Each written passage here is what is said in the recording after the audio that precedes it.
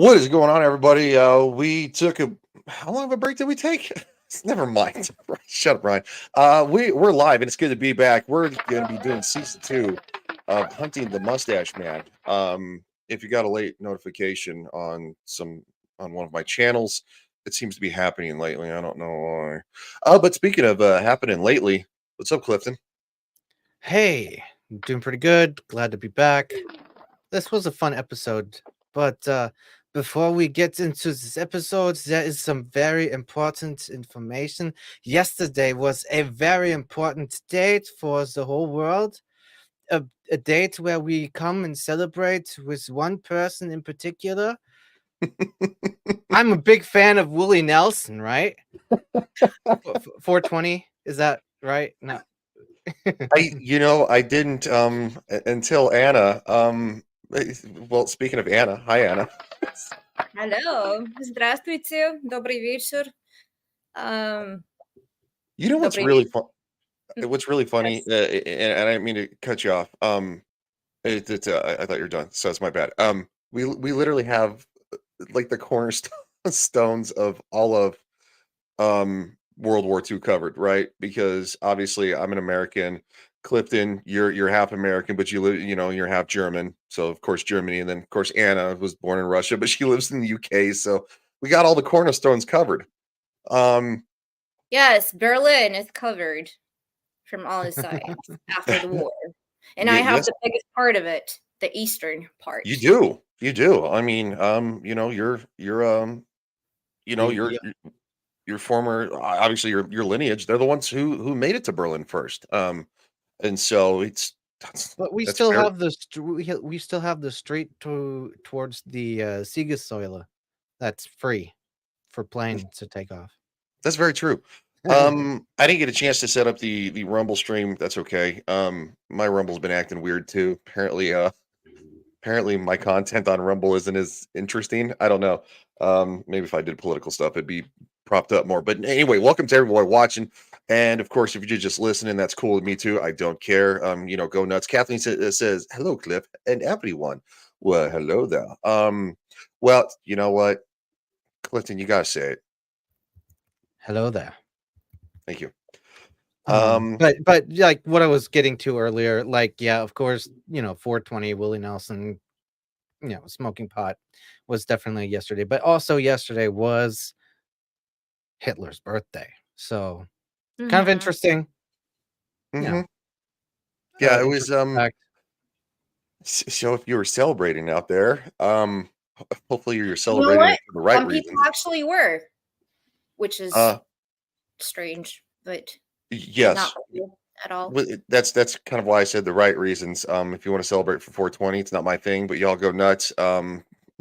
But you're celebrating a different individual's birthday, maybe. You know what? I That's one quick thing I want to say. Back when I was studying at Moscow State University, a lot of the foreign students, especially from Africa and Asia, were told on the 20th never to come into school. So not to go to university, not to travel in the city because there was a big that point. So this was like 2004, 2005, a big contingency of neo-Nazis operating in Russia. really. Yeah. Whoa. Okay. That was an actual thing, that alert thing that was said, posters put up everywhere. 20th, don't go into school. You might Hold get on. attacked. Where was this again? Moscow. Really? Okay. Mhm. Yeah, that unfortunately certain ideologies are kind of like roaches. They make it everywhere. Which is crazy to think of because it's like your grandfathers died fighting the Nazis and you're adapting the same ideology. And I think also like Germany, I don't know, Clifton, if you can talk about that, but has a big contingency also of people who, for some reason, still believe, and it's especially the young people. It's not the older ones, or it's the older ones recruiting the younger ones, like the 16, 17-year-olds Yeah. that will literally wear their bomber jackets. So they're called skinheads in their Yeah. military boots, and they just come up to people, whoever looks different, and and beat the shit out of them. It doesn't happen anymore in Russia, but it did back then. That's So no, there are definitely groups, and usually you can tell on their t-shirts and stuff like that what they, that they're part of a group or not.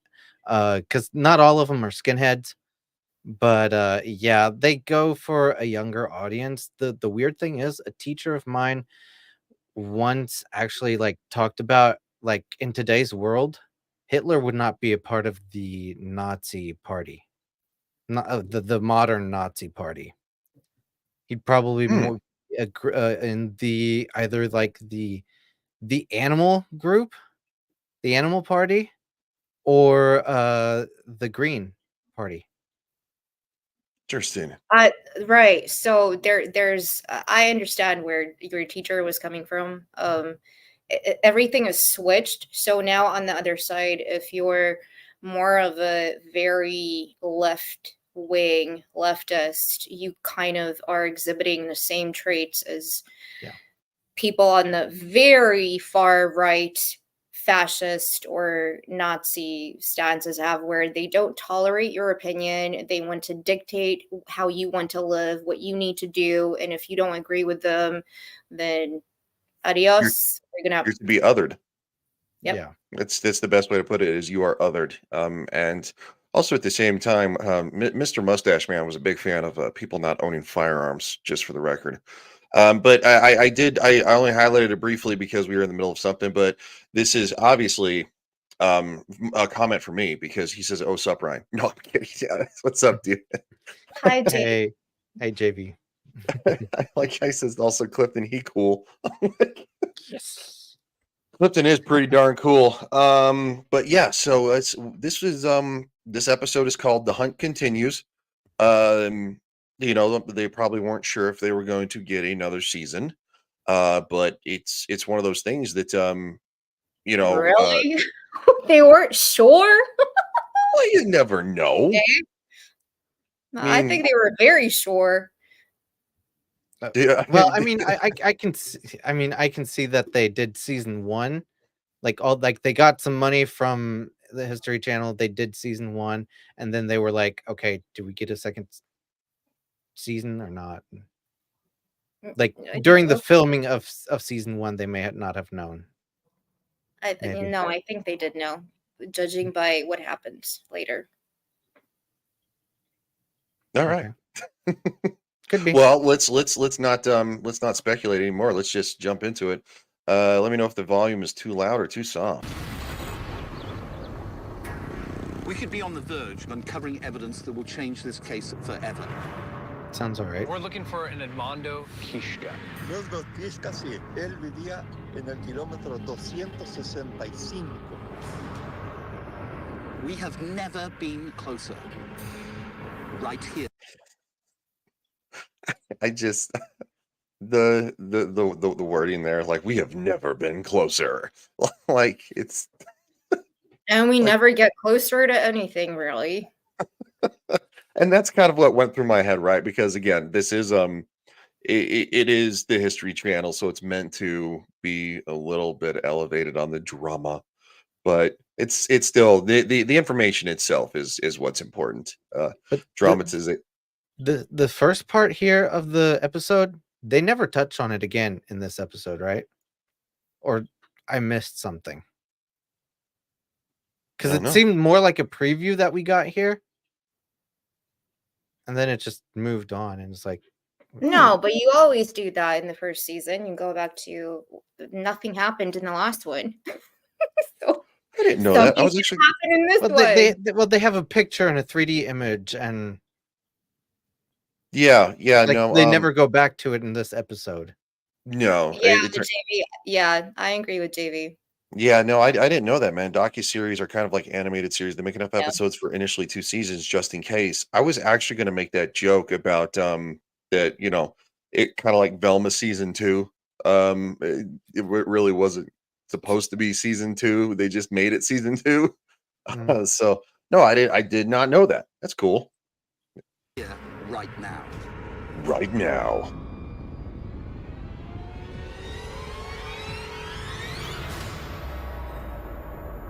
Alright, this is just the intro, but I'll have to skip it manually. Oh no, that's not the option. Había mucho, no era el único. We're looking for names, documents, dates. Pero nunca nos reveló ni nombre ni rango, no conozco. The thing is people don't like to talk because they have something to hide. And I know that your father's part of it. Whoa. Such a dick move.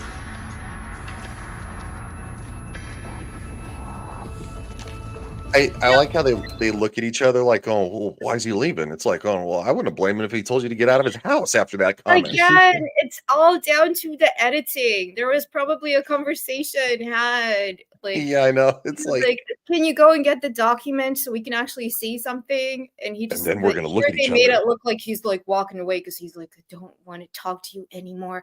I've got secrets to hide. Like, whatever. yeah, it's different. Thanks for good TV though.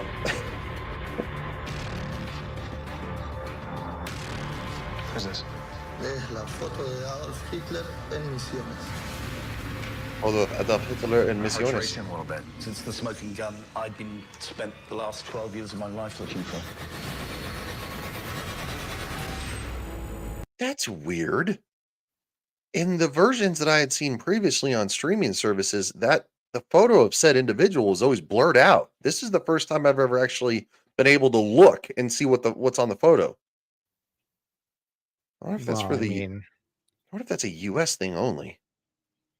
I am going to admit I was not looking at the screen when they were showing it. What were you looking at? I was doing other things. Brittany, hello. Thank you for being here. I love it. hey, We love it. a shout out. She started a stream of her own Yep. on a channel. Did she really? Yeah, What? Oh, Good yeah. for her. Definitely go check it out. Go check her channel out. I watched like the first 10 minutes and then I had to go and do stuff, but yay. Well, I'll have to check. I'll check her Twitter for it because Twitter's been weird lately. Like people I follow, I haven't been seeing, but like people who I don't follow keep popping up, and I'm like, why are you popping up? I don't know who you are. So it's just weird. I don't know. Twitter's been acting weird lately. Yeah, Just from that's true. yeah. Also, shout out to everybody who's watching on Twitter. There's like 6 of you, so appreciate you. It's pretty good views on Twitter. The FBI. Yeah, dude. Like previously. 12 years of my life looking for. Hold on, going back.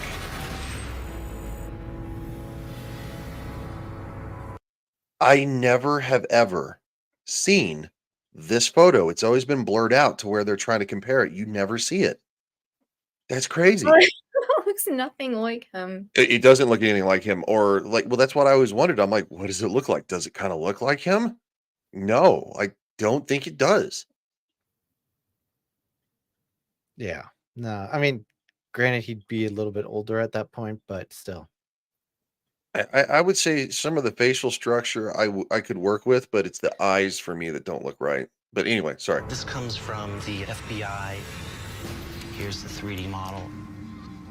We start looking for things that line up. In the photo, I got an earlobe. Look at the shape of the ear, this shape of the ear here. Very similar. Look at how that mouth, they fall right on top. So all of these things are lining up. And then this nasolabial shape here is lining up as well. It overlays very well. Adolf Hitler, he's alive well after 1945. I would be pursuing the case.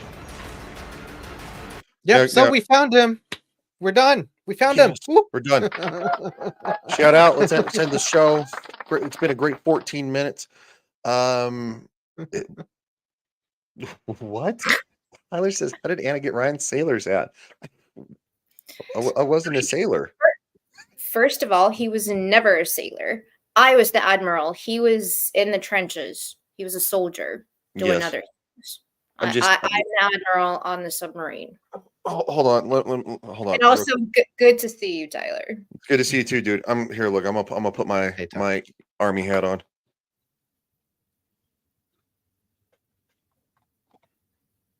There, this is how you can tell I was in the military because most military guys wear hats like this or apparently grunt style t-shirts, which I do wear. Of course, I've also heard that it makes you a douche. I'm like, why does it make you a douche? It's- Hmm. so um no, Anna's the admiral as it says in the description. JV says, before I head out, shameless plug time. Monday, House of the Dragon episode 4 on Wednesday night is overbooked. Both 7 p.m. Pacific Standard Time, 10 p.m. Eastern Standard Time. Come and see us, not Ryan. Yeah, no, don't. Nobody wants to see me. Tyler says, gotcha. Hey, panel, what's up, buddy? How you doing? Yeah, looking forward to House of the Dragon episode 4 tomorrow. It's gonna be good. But see you, buddy. Thanks for stopping by, JV. Yeah, take care, JV. You crazy man, you. So to get back to this real quick, they're not saying it's definitively him. They're saying that it's close enough that they would pursue it forensically, and then of course come to find out that later on that oops, nope, Clue 3 months earlier.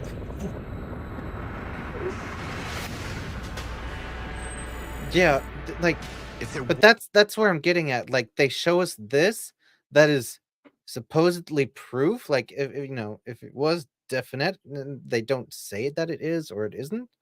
And then 3 months earlier, and they never go back to this point in this episode. I don't know if they do in a later episode. They go back to this they point or probably something. will. They when they need more content. Yeah. Hi, Wade. Hi, Wade. Hey, Wade. See, look, now Wade is just only pointing you out, Ryan. He's leaving us two out. Yeah, exactly. But you said, like, Anna. Now it's all. Oh, there we go. Anna's a savior. Now it's just Clifton. What's up, Clifton? Anna is a sailor. She's an admiral. The heck was I watching the other day that had boats in it? Gosh darn it! Wow, I'm having like a brain lapse. Was any evidence of his death? Why haven't they produced it? This is Adolf Hitler. Bob Bear, a 21-year sea. And then they just go into the thing. Clifton's anti-power armor. That's true. Yeah, I prefer agility. I love power armor. How do you hate power armor, sir? Sorry, just skipping forward against the recap because it's not that important. Because we already know what the recap is. We've all watched it. Right, I'm tired of skipping. Just listen to it. The rest of it. Airplanes. It's still feasible that he could have used a jumble hop. But we were looking at this through the documents of the United States government. Maybe there really is a plan B, a plan C, and a plan D that we don't know about. If you're a world leader, you've got to have contingencies. Clifton, what's your opinion on plan B? Yeah. Just kidding. You simply do not. Never had to take it. One way out because you have one. I hope you wouldn't have to take it. Hey, it's 2024. That's true. My apologies. The hell was I thinking? Again, shout out to everybody's watching on all platforms except for Twitch. Nobody watches on Twitch anything anymore. So what, Wade? It's a good joke. He's like, that's very inappropriate, sir. Way out. That's how you end up in an ambush. We've got the database, and to establish the specifics, to move from theory to real evidence, I think that's where we got to go next. Let's get into it and start looking at this stuff. Hitler plane, worldwide, Berlin, date, 1945. Soviet Union, CIA. Hey, look at this. This is an MI6 file. A certain Luftwaffe pilot, Captain Baumgart, swore under oath that he flew Hitler from Berlin on 29 April 1945. Hitler was supposed to have committed suicide on the 30th. So this is the day before. He says he swears under oath, but we all know there are people that swear under oath that don't tell the truth. What we need to Thank do you. now Oh my is to God. look In into this season database 2, at and least they find out like if there's any debate themselves. They like bring up points like, okay, this is interesting, but look, let's look at it from a different side. Like a lot of people swear under oath and they're lying. Like go into detail about who this guy is. Give us some background. Speaking of Is background, is he sorry, somebody who's I was what? just gonna say sorry. I had to mute because of the fighter jet. That's why I didn't say anything. Our little airport is a refueling station for fighter jets. So on the weekends, you'll hear just like so. Sorry, Yeah, Anna. we've heard it before. That's pretty cool though. But yeah, like give us background on these kids. It just seems so superficial. But then again, it makes me want to go and research it. And I couldn't find much about this apart from CIA said. So it made you want to research it, huh? Get that What? little bit that investigative Of tingle. course. But like I'm not gonna like get like freedom of information requests. I have better things to do. Well, I think that's one reason that actually from the Freedom of Information Act is one reason that these documents were released is Obama signed a bill making it freedom of information to just put it out. Anna is team settlement. Another settlement needs your help. Anna? We'll be talking about settlement in this episode. There is a settlement. It's true. I Which is built quite very interesting. many settlements. Is a very many settlement? I can't. I got the angry German accent down, but I can't really do the subtle one. Oh, No, that's good. yeah. Well, Wade's on his other channel. Wade, how many channels do you have, bro? I don't know. I'm so confused. He's getting up there with you, Ryan. Yeah, you're No, the he's got me beat. So like the link that he sent me the for that Friday show, he says 3. You have to have more than that, dude. Anyway, the link that he sent me for the Friday show, I went into it and I was like, oh, nobody's here. I was like, all right. I was like, wait, I need the link. evidence or leads that we can track down to corroborate his statement. Let's see what we got. Look at this one. This is coming from the U.S. Army. On the day Hitler left Berlin, the Germans made a counterattack in order to clear a strip from which the plane could take off. The two reports go hand in hand, and they lend credence to one another. Sounds like to me this is a makeshift airstrip. Clear a roadway, whatever you have, and take off. The tenor of this completely changes when you have a name and a plane and a day and a makeshift runway. And we're going to paint a complete picture for the first time. In the context of looking for Hitler's escape route, we are now getting into specifics for the first time. I want to touch something and feel something. We can determine where that makeshift runway was. That's powerful information.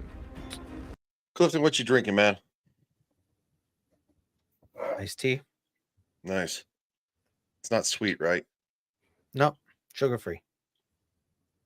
Very, very good. No, I love me some iced tea, man. But like one crazy thing about living in Florida is that people were like, and, fun facts about regions. They would drink sweet tea. I would order iced tea. They're like, oh, do you want sweet or unsweetened? I was like, unsweetened, please. And then like people, like my friends, look at me like, going, they're like, that's dirty dishwater. I'm like, no, it's actually good. It's because it doesn't give you diabetes from one glass. Like, I don't know if you guys have ever tried sweet tea. It is killer. Oh, Like, yeah, it's like really popular in the Middle East. it Like is. some of the tea is like really sweet. Yeah. Well, it's a southern thing. It's not good. I can't do it. I didn't know that though.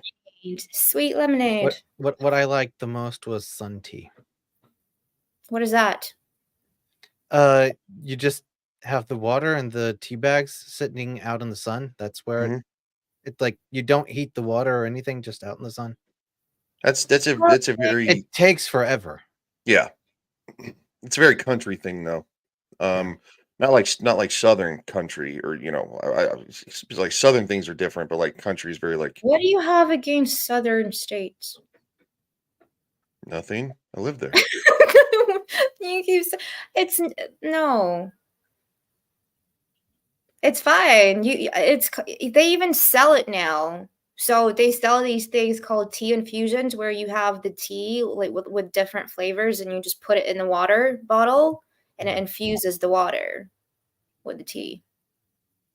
Wow. Wade says, Clifton.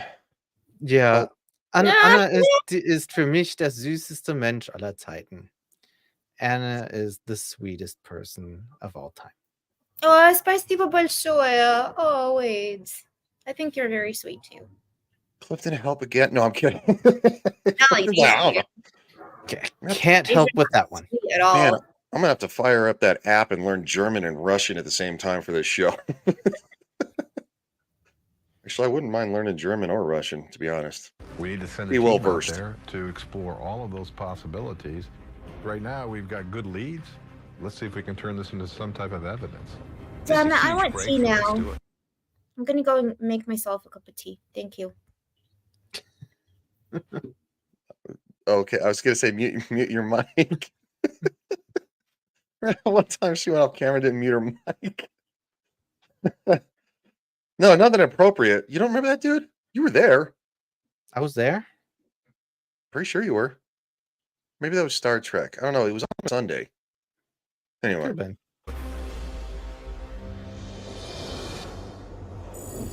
Going to Berlin. I like how they make the bad guy music. It sounds so menacing. Like it's not 1945 anymore, guys. Like going, it's not Berlin's fault. Oh no, I blame Berlin for Peter everything. Baumgart was consistent every Me time he too. told the story. To me, as an investigator, you know, that's curiosity right there. Lenny DePaul, former commander of the U.S. Marshals Fugitive Task Force, is on the ground in Berlin. I've been hunting fugitives for a long time. I continue to look at things until that case is over. You know, in my world. Also, real quick, I think this is they actually changed narrators from the first season to the second one. This guy's much better because he sounds like this. Lenny DePaul is on. It's much better. You know, I should really apply for voiceover jobs because I could probably get it. But Yeah. Oh, that's right. I didn't change my background. That's okay. CLS Studio says you a Swifty. No, I'm still not a Swifty, man. Trust me. It's just Hey, CLS. I can't. The meme is always going to be there. I can't change it. That would just be cheating, right? You know, you can't. Oh, wait, says Ryan. That's Clifton. Ryan hat so viele Kanäle, dass sich gar nicht erinnern kann, wie viele hat. Ryan has so many channels that he can't even remember how many he has. It's only 4. Unless you include Rumble and then a few others. It's a different story. There's no more exciting news that you can get than discover new intel. The 70-year-old cold case. I'm not going to. Are you on your phone? To get to the bottom of this thing. Lenny is joined by Sasha Kyle, expert on Berlin during World War II. Is this it? Number 10. In any investigation, you have to go back to the scene of the crime and work your way forward. Peter Baumgart flew Hitler out on a makeshift runway, then we'll find out. Christoph, how are you? The team makes contact with Christoph Neubauer, forensic reconstructionist and the world's leading And that's expert so weird that, I mean, they translated his last name, this guy's last name, instead of just telling his German name. Really? That's kind of a pet peeve of mine. Is, you know, if you when people don't pronounce your name in the correct language, it's just Really? It's weird. I didn't know that. Oh, well, here's another one for you, Clifton. CLS is That is it's not. Okay. It's not German. Sorry. Anna, help. Two Paredes. I don't know. Is it Italian? I don't know. Let me look at it here. Two Paredes. I see. You It's the saved a beautiful language, Clifton.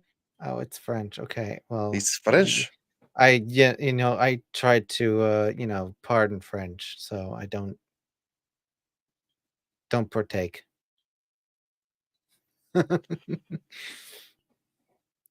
All right. How's your tea, Anna? It's a good answer. On Hitler's bunker.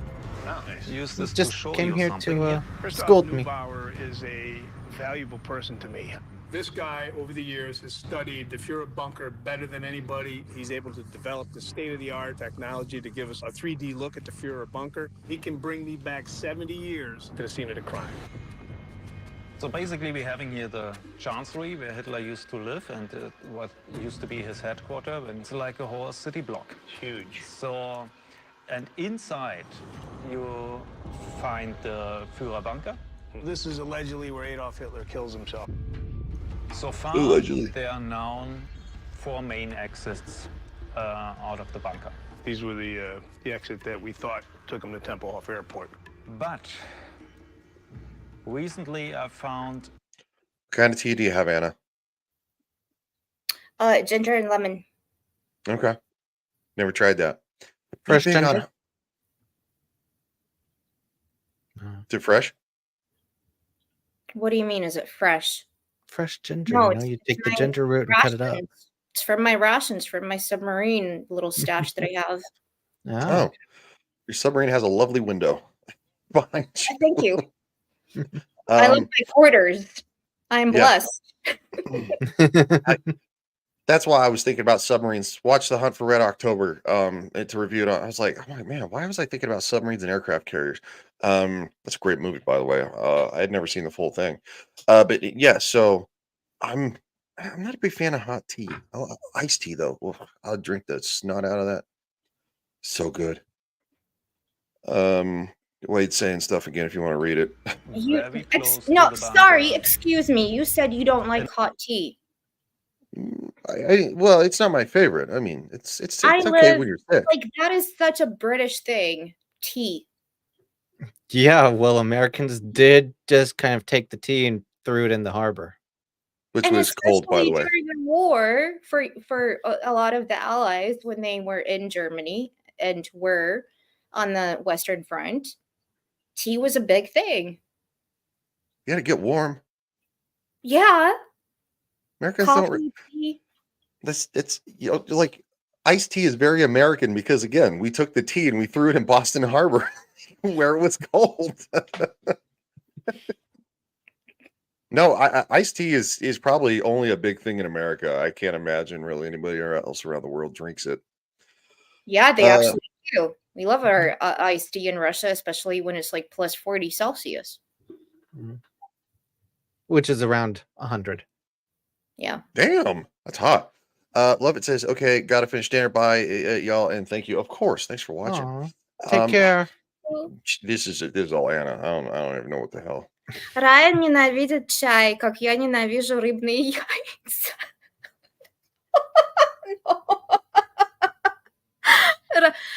Ryan doesn't like tea like I don't like caviar. Oh, I'm okay with that. I've never had caviar. I don't think I could get. No, that's not true. Well, I haven't had like caviar, but I have had where they put like on sushi where it'll have like little salmon eggs on it. So I guess in a sense ish. Salmon roe, yeah. Yeah, I do like some sushi. I'll tell you what, that's good stuff. Sorry, you guys are making me hungry. We gotta stop. Another one. I want a glass of iced tea and like some caviar with that. Yeah. Lovely. An exit very close to the bunker. It's very close to the bunker. If you have here the Führer bunker, just 20 to 25 meters away, you could walk into a new tunnel. Okay. And you see here a very small entrance. You have steps This brings me going down, back into one school, door, and to cover in German school, all when we this had would have English been invisible. lessons. Why all of a sudden we Listening to all we the find Germans the around me tunnel? How talking did you English. stumble? Wait, so while you were in school, because you were born in the US, you probably already spoke English, but I know that they just for the record, ladies and gentlemen, America is the only country that doesn't really force you to learn other languages. The rest of the world does. It's why the majority of people around the world speak English. Get it together, America. Get it together. But my school system actually did. And that's why I took 3 years of German. Just wish I still had it. But yeah, so did you speak fluent English when you were in school in Germany? I went to school in the States to 3rd grade. That's when we moved to Germany. Nice. So yeah, thank God I was lucky enough to have a pretty good teacher that they told me it's okay to speak American English. It's okay to write American English because I don't think I could get the Oxford English down. I'd have to change my entire, everything I learned up to that point. No, no, no, no, no, no, What? no. For me, it was the opposite. Oh. It was always British English. Well, I mean, even in an international Catholic school, it was always British English. How many languages do both of you speak? But it depends on like Slavic languages. Like I can speak Ukrainian, I can write it, but I don't really practice it or speak it. I can speak Bulgarian, I can speak Slovakian, I can understand Croatian or Hungarian, but it doesn't mean, and then there's so many different things I can understand, or like even sometimes I understand German because like the German language was very prevalent when it came to the Second World War, especially when certain troops, like in my grandmother's, where she came from, she had an actual, Moscow was not really occupied at that area, but then later after the war, there was a lot of German prisoners of war, and they would be put into certain villages or things, and kids would interact with them. And so at that time, back in the like late 30s, early 40s, when my grandma was still a little girl, they would teach them German at school. So she can speak German, and sometimes she speaks German just, saying silly things like Achtung, like pay attention to me, granddaughter. And like certain phrases. So you pick up on different things from everywhere, but if you think about like actually having a conversation, I would say 4 languages. Clifton's at 3 and you're at 4. No, I'm at 2. Oh, I thought you said drei. 3. No. 5? Yeah. I misheard you then. 2. Still got me. You still got me beat. No, that's not. Schnitzel намного вкуснее чая. Schnitzel is a lot more tasty than tea. Clifton German, which doesn't make any sense. Clifton Немец, which means German. Это совершенство, he is superior. Wait, don't Okay, use German and superior, huh? Ooh. Wait, don't use Google Translate. It doesn't work. I've tried it. Это отвратительная тушеная красная капуста с яблоками и беконом. This disgusting тушеная is different. I think you're talking about sauerkraut, cabbage with apples and bacon. Тушеная красная капуста, red cabbage, which is fried. I hate it. No, thank you. No fried cabbage for me. No. That sounds No awful. boiled, no fried. Nope. Mount. No, I figured that's what you meant. Wow. So Wade is not using Google Translate. He's actually the one who speaks the most languages. Is he really? I didn't know that. Holy cow, man! I don't know. Maybe. Are you? Why are you guys friends with my loser American ass? We need to step it up, America. Shit. Language. Sorry. We're on my History Channel. I should probably watch that. Let's get back to the show. Oh goodness. I check in archives a lot, and there is a photograph I came across, taken by American soldiers after the Second World War. Look at that. You see how Oh, he close is it using Translate.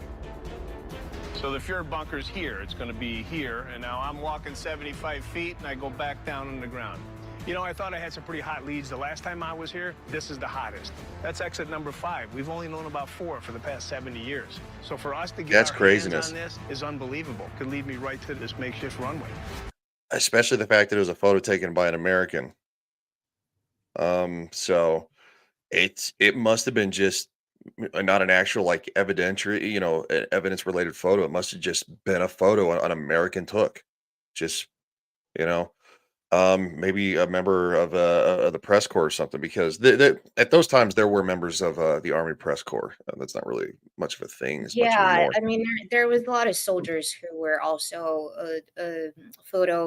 did a lot of photo documentary on the Allied side, on the Soviet side, and I Yep. mean, they're using this NIAT thing, which is the declassified intelligence documents from all the different intelligence agencies in the world. So there's a lot of photos that soldiers used to take. And again, that's one thing that's so amazing when you watch the footage. Like, just imagine yourself in a situation where you are on the front and you're not only a soldier, but you're also there to document everything. And back in the day, it's not like you take your phone out and you just snap, or you have one of those. You have to, and it under pressure, even in a situation where it's like a crowd, like you have one snap and you have to reload the film, and you have to also take into account the ISO and the shutter speed and everything in terms of weather. And if there's explosions and everything happening, you have to be in that moment to be able to capture that footage. And some of it obviously has been enhanced and restored, but yeah, it's awesome that, people back then actually knew how to use equipment to capture things. The irony is that when I was in when I was in the military and I was like 18, 19, 20, and stuff like that, I had an actual digital camera that was about that big. It wasn't very big. It could fit in my back pocket pretty easily. But I took more photos with a physical camera than I do in today's world, having literally a camera in my pocket all the time. That's a phone. It's just nuts. I don't know. I don't know if that's an adult thing or just because now it's like you can do it everywhere, so people care less. I don't know. Or maybe Yeah. it's a teenager thing. I don't know, because I still see you see a teenager at a light, no, like taking a selfie, and I'm like, pay attention. Yeah, or when was the last time you actually held a real picture in your hand? Yesterday. I mean, but like something that you took, recently. A picture that you Well, took recently. Like, not, of course, I have pictures of, when I was a Yeah. kid and everything. Yeah. But No, like something that you actually yourself took. I'd say about 2 years ago.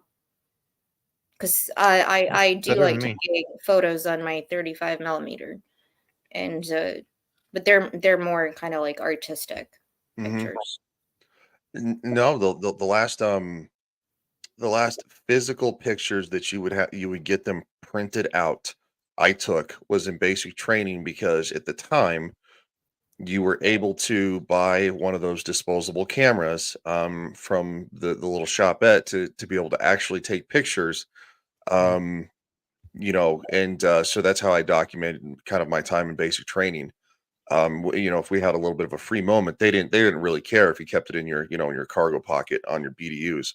So I would take physical pictures, and I still have that album booklet. My mom actually got me a nice leather bound like army book that has a photo book. It got the army seal on it. But no, that the last time I held one of those was right before I moved. When I was packing everything up, I pulled it out and I kind of looked at a couple photos, and that was it. But no, so yeah, basic training.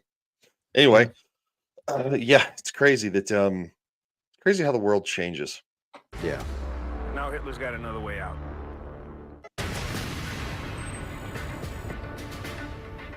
So from the Fuhrer bunker, you travel 75 feet into this tunnel. Lenny DePaul and Sasha Kyle have just made a shocking discovery. You're telling me if Hitler himself wanted to, let's say, exit the Fuhrer bunker into this tunnel, he's back underground again. With the help of forensic reconstructionist Christoph Neubauer, they have just uncovered a So that's not what's. Do you remember his last name? Because you said they're saying Neubauer. They translated it. Yeah. I mean, it's the same thing and it sounds similar, but yeah, they definitely Americanized his last name. It's Neubauer, Yeah. No. Yeah. but they Hi, say Andy. Neubauer. Same thing. Good to see you, Andy. Hello, Hey, Andy. Andy Pickle just joined. We looking for Mustache Man's Polaroids now? Yes, we are actually. Actually, yes. Um, On point. you know, but back when that was probably around the time of when the 35 millimeter was invented, somewhere around the 30s, right? No, no. Well, a photographer's war camera, like probably mid to late 30s, and it was actually a really good German invention. Which again, they are going to mention something later in the episode, which I love. He was an Is- artist. Oh yes. Mm-hmm. He sure stole a lot of art. Stole a lot of art. Some Mhm. which is still missing to this day. Well, he also studied art. Hmm. And he was a poet. He's a very weird man. He's to be such an intellect. It seems like to be such like an intellectually based person, and then of course to be this madman. But I would probably allude to the fact, and look, I don't think anybody's making excuses for the guy, but he had the syphilis, right, and it was rot in his brain, and I think that's why he kind I of don't think that's the reason, but I went to get to some of the good okay. bits. Sorry, Anna's like, shut up. The fifth and He's never in before charge. known escape route from Hitler's Führer bunker. The team is following a declassified MI6 file that claims. Holy shit, Mad! I haven't seen you on the channel before. What's up, buddy? Mad's a good dude. Hey. Hi, Matt. Yep. It's either a bunker or a hole. He says, but I have a fan theory on how it's going to end. Spoiler: there's a bunker, and then Anna adds, "There's a hole." No, Matt's a good dude, man. I missed Vets talking last night, but I should be there next week. So Mad's a crazy guy. He's so sarcastic. His dry sense of humor cracks me the fuck up. Some people are like, "Oh, I think he's a dick," but no. Yeah, you don't need to explain. We all know who he is. Sorry, I don't know. I get off on tangents. We've been, Yeah, and also like with Wade, thank you so much, and go and follow Wade. He's awesome. Wade, post your. I don't know if you can do that in the chat. No, I don't think. No, I don't think I YouTube allows you to do that. If But you're, yeah, check him out. yeah, no, Wade's a great guy. So Berlin from a makeshift runway on April Admiral says we gotta 29th, go. 1945, the day before Hitler was believed to have committed suicide. Our association is working 15, 20 years on this area, and we never found in any document, photo, or archive such a yes, tunnel. Andy. This Yes. is a breakthrough, even in my work for the last 15 years. We never knew that there could be another exit from this bunker. This is a complete shock. The big question is, if Adolf Hitler decided to take that route out of the Führer bunker, where does he go? The East German Secret Service, the Stasi, in 1973, they started a big investigation. They were interested in tunnels exactly in the same location because on top of the tunnel, exactly there, was the Berlin Wall. At the end of World War II, Berlin was turned over to the Allied forces. The French, British, and Americans occupied the western section of the city, and the Soviets controlled the east. As the Cold War intensified, the Soviets built the Berlin Wall, a 96-mile barrier to prevent defectors from fleeing to West Berlin. The Stasi, the East German secret police, generated hundreds of maps and eyewitness accounts of escape routes that were built during Hitler's regime that could be used to escape under the Berlin Wall. I went through all the thousands of secret files there. I actually found one which specifically relates to this tunnel. We see this would have gone all the way to Tiergarten on Brandenburg Gate. What is the Tiergarten? What exactly is the Tiergardens? Yeah, for you, probably the best explanation is the Central Park of New York is this Tiergarten for Berlin. From my perspective, I got somebody that's the most Like, you American, the best explanation is Central Park in New York. Not actually go and show you the place. Like, oh, come on, this no. Yeah. But well, I mean, I'm not entirely sure that Tiergarten is really is really what it is today. I don't know. I've been there. Yeah, I've been there. I don't think I remember going into the garden. I'll make fun of us Americans. No. I guess it is. I'm just. It is a garden. It is it. I mean, it looks more like a woods, I guess. A woods in the middle of the city, but yeah. Yeah. Nice. Wanted man in the world. He's not going to pop up in the middle of Central Park. It does not fit. It does not fit. I want you to show me visually. But on the map of translation the, is animal garden. compound where this tunnels would have been. All right, so here's the Tier Gardens, correct? Exactly. So here's the big question. Why is he heading in this direction? What's his end game? What's he thinking about? Where's he going? That's what I need to know. There's got to be a destination. Hitler, once again, has got a way out.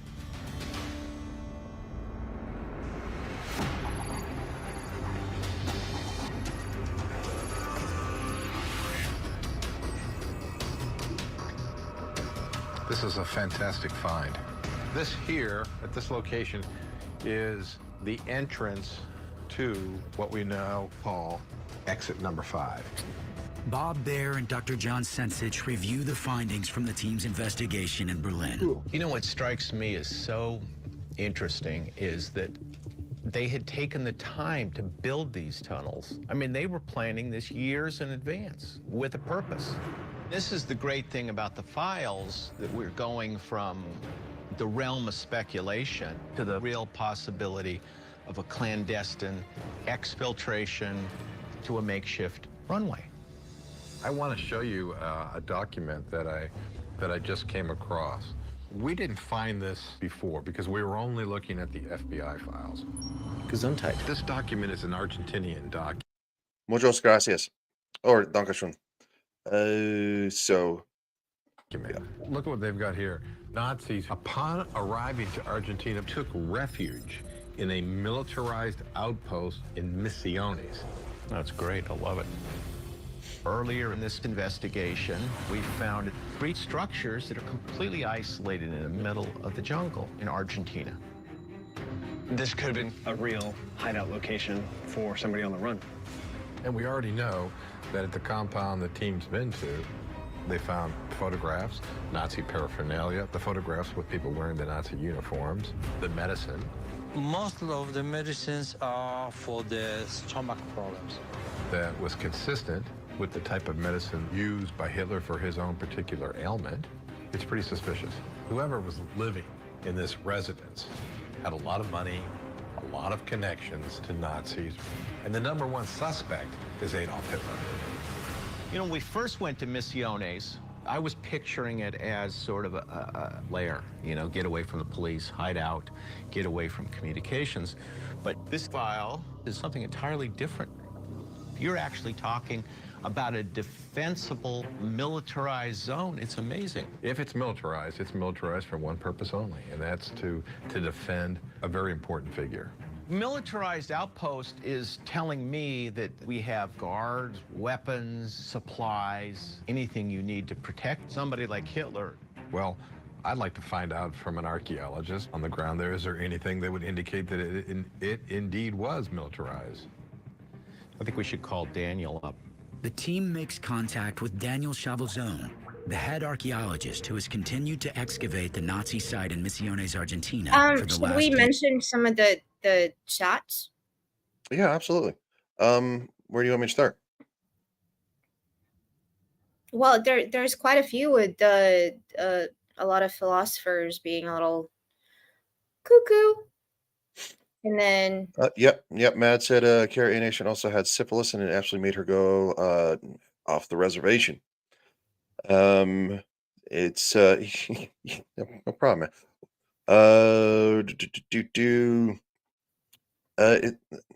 So, sisters. Nietzsche's sister is the reason why people associate a lot of his work with mustache and his people. Really? Yeah, even though I really do like some of his philosophy, I think he was a very Hey, eccentric buddy. and strange person. Hey, Jace! Hey, Jace. Yeah, definitely. I mean, he subscribed to what basically every European nation at the time was thinking. Everyone thought that Yeah. they were better than others. So, Well, yeah, and but unfortunately, that's a sentiment that hasn't really left the world at all. We still have that no, problem in this country.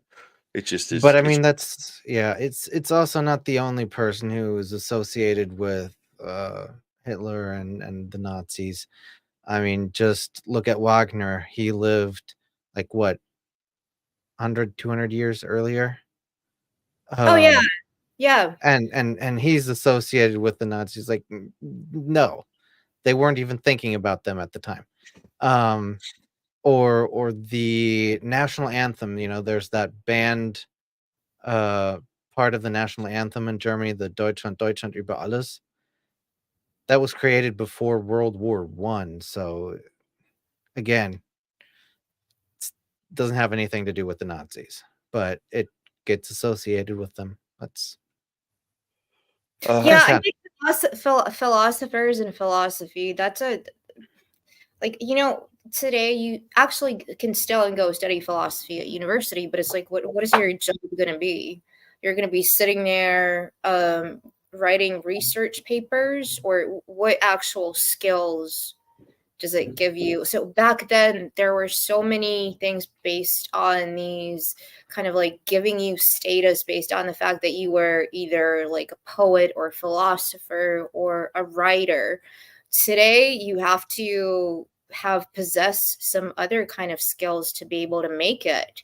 You can't just, I'm going to create my own philosophy. And usually that ends up today in having a cult or something, or like I can't just go on stream and be like, I'm a philosopher today. I got my 5 years of studying philosophy, and you know what I'm doing? I'm just sitting there and thinking about the universe and creating different theories about how this works or that works. I mean, And still, that is it means that you are intelligent. You can do those things, but like again, it's a different society that we have today where we don't really give those people credit. And I mean, and definitely here in Germany, it's taken a nosedive. Like, I can just go out and buy like a master's degree in philosophy. I don't have to prove anything. I can just go out and buy it, and What? it's actually accepted by the state. Like I can put it in my resume and say, yeah, I'm a master of philosophy. I did nothing for it. What's the reason behind that? I don't know. I don't understand it. Please don't say DEI. It has to be that. That's the dumbest thing I've ever heard. Well, let me just go spend $500 and be like, oh, look, I got my diploma. Not even that much. a lot I of think it's more people like do that. 10 years. Wade, the reason no Rumble is me. I was pretty late and gay. So it's my fault. I didn't set it up in time, and I don't want to take the time to do it. But what's up there? Jack says. I don't know. Jack. Jemand hat mein Messerschmidt gestohlen. Wow. No. Damn. Nope. What does we that don't. mean? What? No, we don't. Somebody Put stole your- his Messerschmitt. That's You what know, I No. thought it said. No. That's what that's what I thought it said. I have Samuel. I have no idea what you said, Anna. Hey, Anna, Sam. help. Привет, товарищ! Я так соскучилась по тебе. I haven't been on streams with you forever. Good to see It's- you. Yeah, it's good to see you, man. And again, it's funny. That Samuel comes in and he'll say stuff in Russian and be really good about it. And then of course I've had streams where Shadu shows up and he starts saying stuff in like Mandarin. And it's just like, Oh my what? God, that is such a good. That's really cool. So, Matt studied philosophy and theology. at Texas State. Yeah, that's cool. Hey, Yeah. Tim. What's up there, Tim? How you doing, buddy? He says, "Ayo, Legion dog." Hello, Tim. Tim's also a Swiftie. I don't think he really is, but he always jokes about it. So this is the last one. Then we gotta get back to the show. Don't kill my Messerschmitt. Nobody No. stole your Messerschmitt. It's still there. No, I actually appreciate the fact that so many people, putting different stuff in the chat. I really need to, again, I need to educate myself better. I No, used to be able to Ryan, I speak. think they just like us talking in different languages. I think so. Well, it is kind of fancy. Since again, most Americans have no idea. Tim says I rock out to Tay Bay in the shower before work. All right. Appreciate that, dude. There's an image. Here. Hello? Daniel, this is Bob Bear and John. Hey, hello. Yeah, we've come across a report that says that there was a military compound in Misiones. This is very interesting. We are working every day and we are finding thousands of remains at the site. And we discovered something absolutely amazing. We just find a new building. This militarized zone in Misiones very well could be no different than what bin Laden did in Afghanistan. Set up a base in a country that's fairly friendly. We got to get Tim back there. I mean, he spent his career building bases that are defensible. I want his opinion. I can't really wait to get the team down And I there got it. and start looking at this and seeing what type of concrete evidence we can develop from it. If we find an extensive Nazi base. In that awkward department, I had a friend from the military. His name was Tim Brown, and he used to he used to give me a hard time because we were both MPs together. And he'd be like going, he's like, he'd be like Daybreak 27. He's like going return to mine, which means return to the station. He's like for fellatio. I was like, dude, shut the fuck up. It's like that's so inappropriate. Oh man, good times. Shout out to all of you watching. I seriously appreciate that. It's awesome. So In Argentina, we are really breaking new ground. So last time in Misiones, they had 4 buildings and now they found a 5th, right? Yeah, I think that's No, they had 3 buildings in town. Oh, okay, 3 buildings. I can't open this jar of pickles. And they're Polish as well. So it's kind of topical. Fuck it. Do you have like a Yeah, like a I'm gonna key, go like a night. key or something that you can go in? Nah. Okay, everybody, don't do what I'm gonna do right now. Put it under hot water, and then it's gonna pop. Then why are you doing it if you just said don't do it?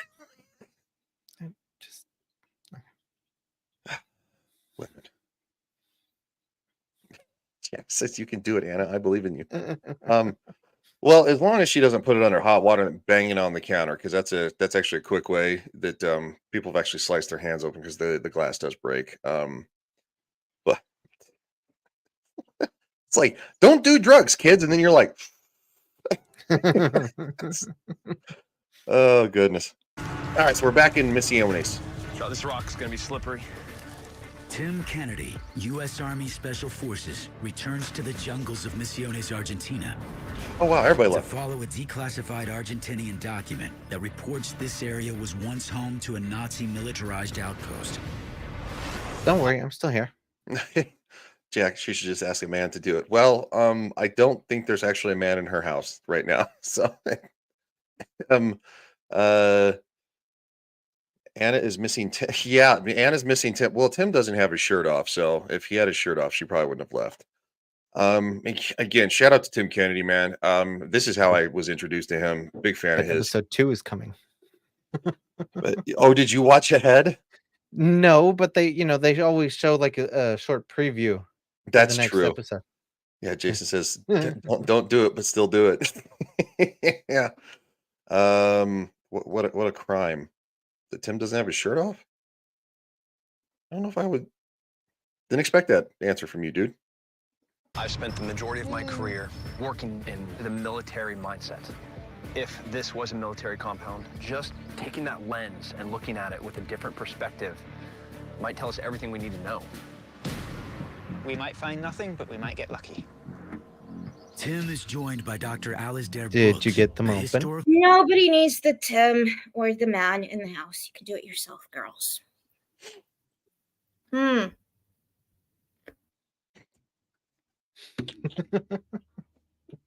do like a pickle. I like dill pickles though.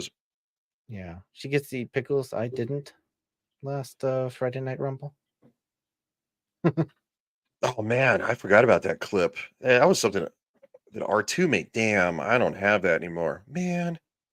Well, if R2, if you're lurking somewhere, send it to me and I'll show it. Now Oh, thank Shadu God. did send me something in email when he got a little bit of the boot on Twitter, so he emailed it to me and I didn't get a chance to show it because we weren't live last week.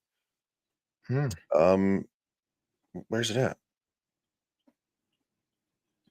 Good story, I guess. I don't know. Yeah. Here we go. This is here you go. I'll share this. Clifton, this is for you from Shadu. If you're watching out there, kid, he emailed it to me. He's like, hello there. All right. It looks like my face pieced together. Grievous. They put my eyes in my. Going on? Huh? I don't know what's going on. We're laughing. That's good. I'm eating. That's Right? good too. Okay. Oh, look. This was again like going back to the topic. A lot of when the men went to war, women had to do their own thing and be like fix everything in the house, DIY stuff. Opening a jar of pickles, don't need no man. Can do it myself. Even if I like cut my finger off or something. Yeah, well, let's try to avoid cutting the finger off. Let's try to. It'll be like Fallout and have to go find a dead finger and sew it back on. Jack says, you said there was no men in the house, Ryan. How did she get those pickles open if there's no men in the house? Right. Well, it's a great point. 2024. Can we say 2024, bro. Maybe I'm the man. You ever see the like they had that little adjustable thing like where it like grip the lid? It's like for old people and like you used to. No, that you do that for when you in Russian it's called katat, so banki, when you actually pickle the jar yourself. I like pickling gherkins myself, but this is bought, so you need to open it. But Are they sweet pickles? No, they're Polish. So this is in brine. Usually Eastern European pickles are not like gherkins where they have vinegar. Mm-hmm.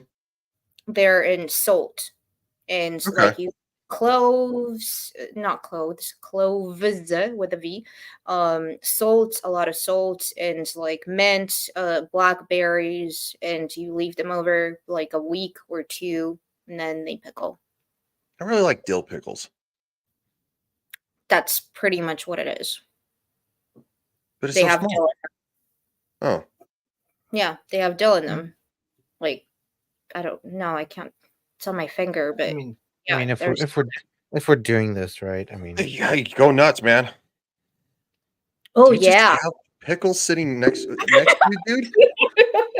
You didn't even have to turn the camera off. I was eating something right before the stream because I hadn't eaten anything yet, and I had sandwiches, so I had some. Right, I didn't have time to put it away. That's really funny. You just like have a whole kitchen right here. It just goes, oh look. I mean, basically, if I turn around, I can just start cooking, right? Are you kitchen table or something? I do have to ask, dude. Can you hold that back up, please? Have you been drinking out of that? Oh my god, pickle brine is so good. Have you ever had pickleback? Ah, awesome. I have the. I made a Right. salad. Have you ever had Wurst salad? What's that? Yes. Yeah. Wurst salad. It's like Leona. It's like Yep. kind of like bologna, I guess. Maybe like kind of like bologna, cut in small pieces. You can put cheese in it, pickles, and I use the pickled water instead of regular water to. All right. I'm not gonna knock it. I haven't tried it. It adds flavor. And But one of these days when I hop the pond, you guys are gonna take me. I'm gonna try some of this crazy stuff that y'all eat on stream because some of it's like, yeah, you guys say stuff, and I'm like, I don't know what that is. But Wade is like, Wade's not Wade's not about it, I guess. Yeah, my reaction was pretty good. It shocked me that he just went, "Oh, look." It reminded me of that thing, but wait, there's more. All right, sorry, that's my fault. I did the tangent thing. I will look at Twitter. Archaeologist who has spent his career unraveling the mysteries of the early 20th century. Archaeology is always about the excitement of discovery. Looking at those objects coming out of the ground, looking at how they relate to the site. The artifactual evidence will tell us who wanted this built here and why. I got a step here. Thanks. They head for a new fourth structure that is less than a mile from 3 previously discovered stone structures that could have housed a high-value Nazi target on the run. Daniel. Hey! They make contact with Daniel Chavalzone, who has been working around the clock to uncover artifacts from the area around the fourth structure. 15 y para allá.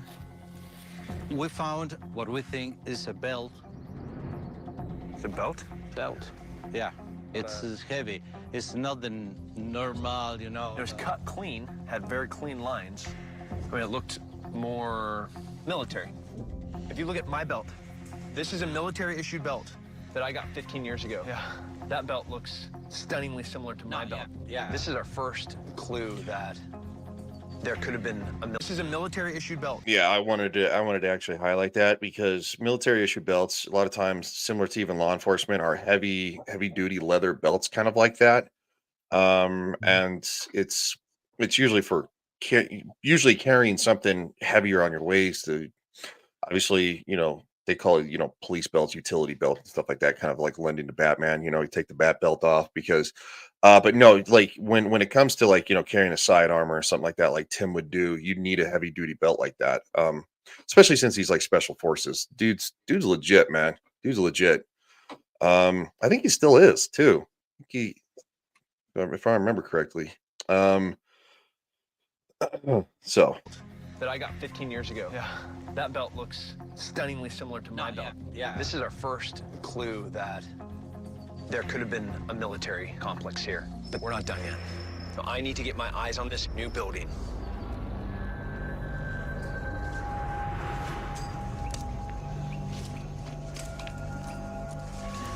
Wash your foot through here.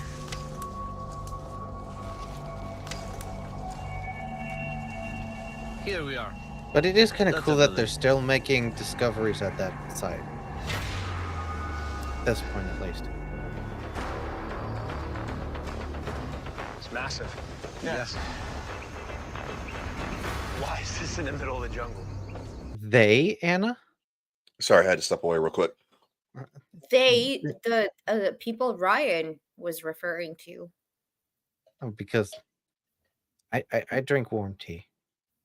Yeah. No, he said we, so I don't consider you to be, Oh. you know. They, you're- but you said they don't get why we drink tea here. I mean, unless Ryan is a they them.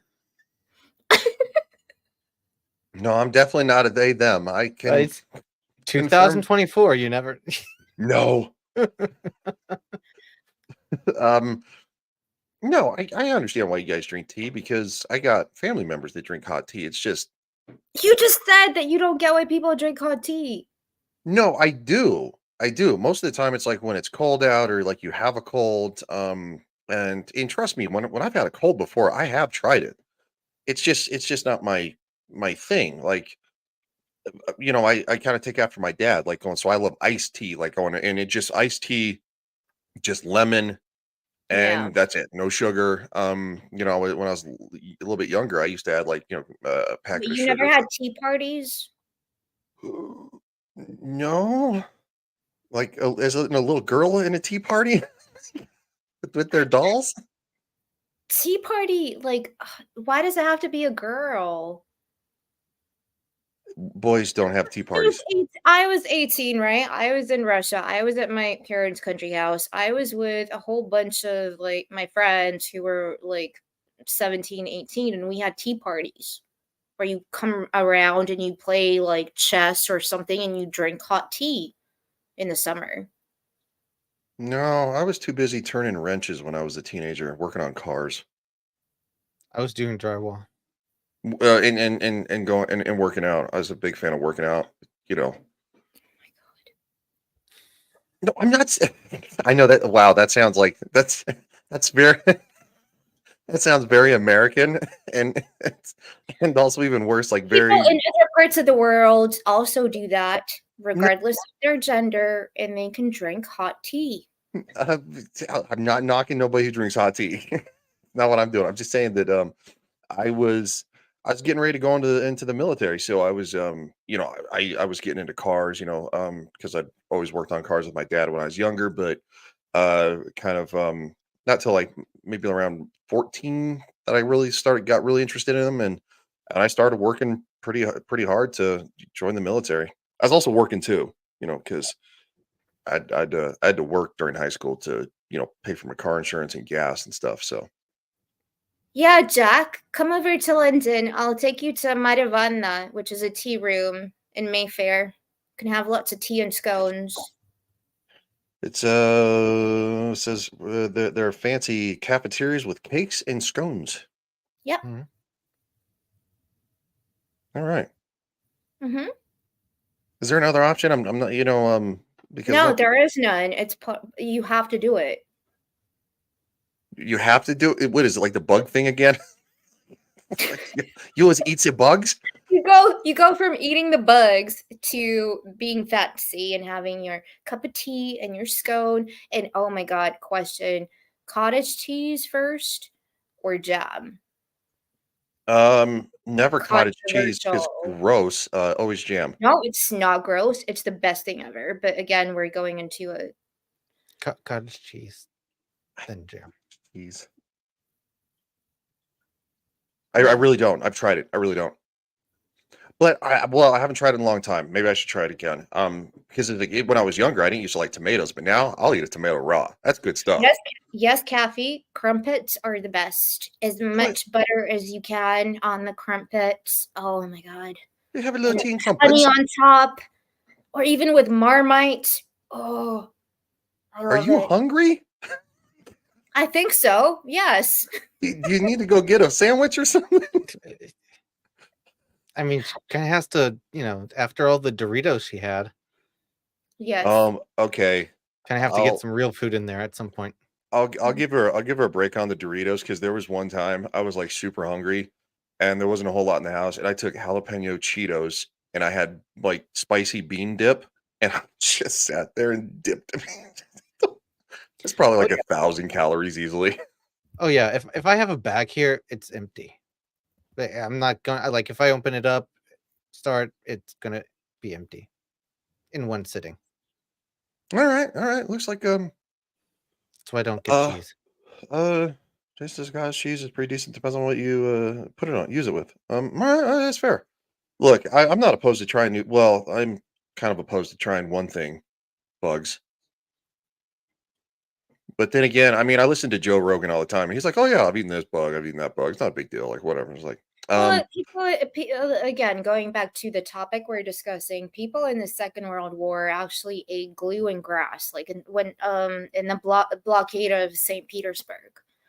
When the Germans approached it, because it's the closest on the Western European side of Russia, or back then the Soviet Union. they blockaded everything, so people were not getting any food. So first they resulted to eating all of the kind of scraps that they could find. Then it was glue, grass, and then it went to cannibalism. And Lovely. yeah, there's a Um, lot of really, really good Soviet films from later in the day that portray what the blockade by the Nazis, the Germans. And then there's a lot of really good Stalingrad films too. But like when it comes to food, I think I'm never going to be picky. So if it's bugs, it's going to be bugs. no, Jack says do not eat the bugs. Yes, we will eat the bugs. We've had this conversation before. But I wonder if your favorite Tim is going to eat the bugs. He probably has. Yeah. Hmm. Well, odd fact. You know why ketchup was invented? It was during World War One, and it was to take questionable meat and make it more tolerable to eat in the field. Yeah, that makes sense. Yeah.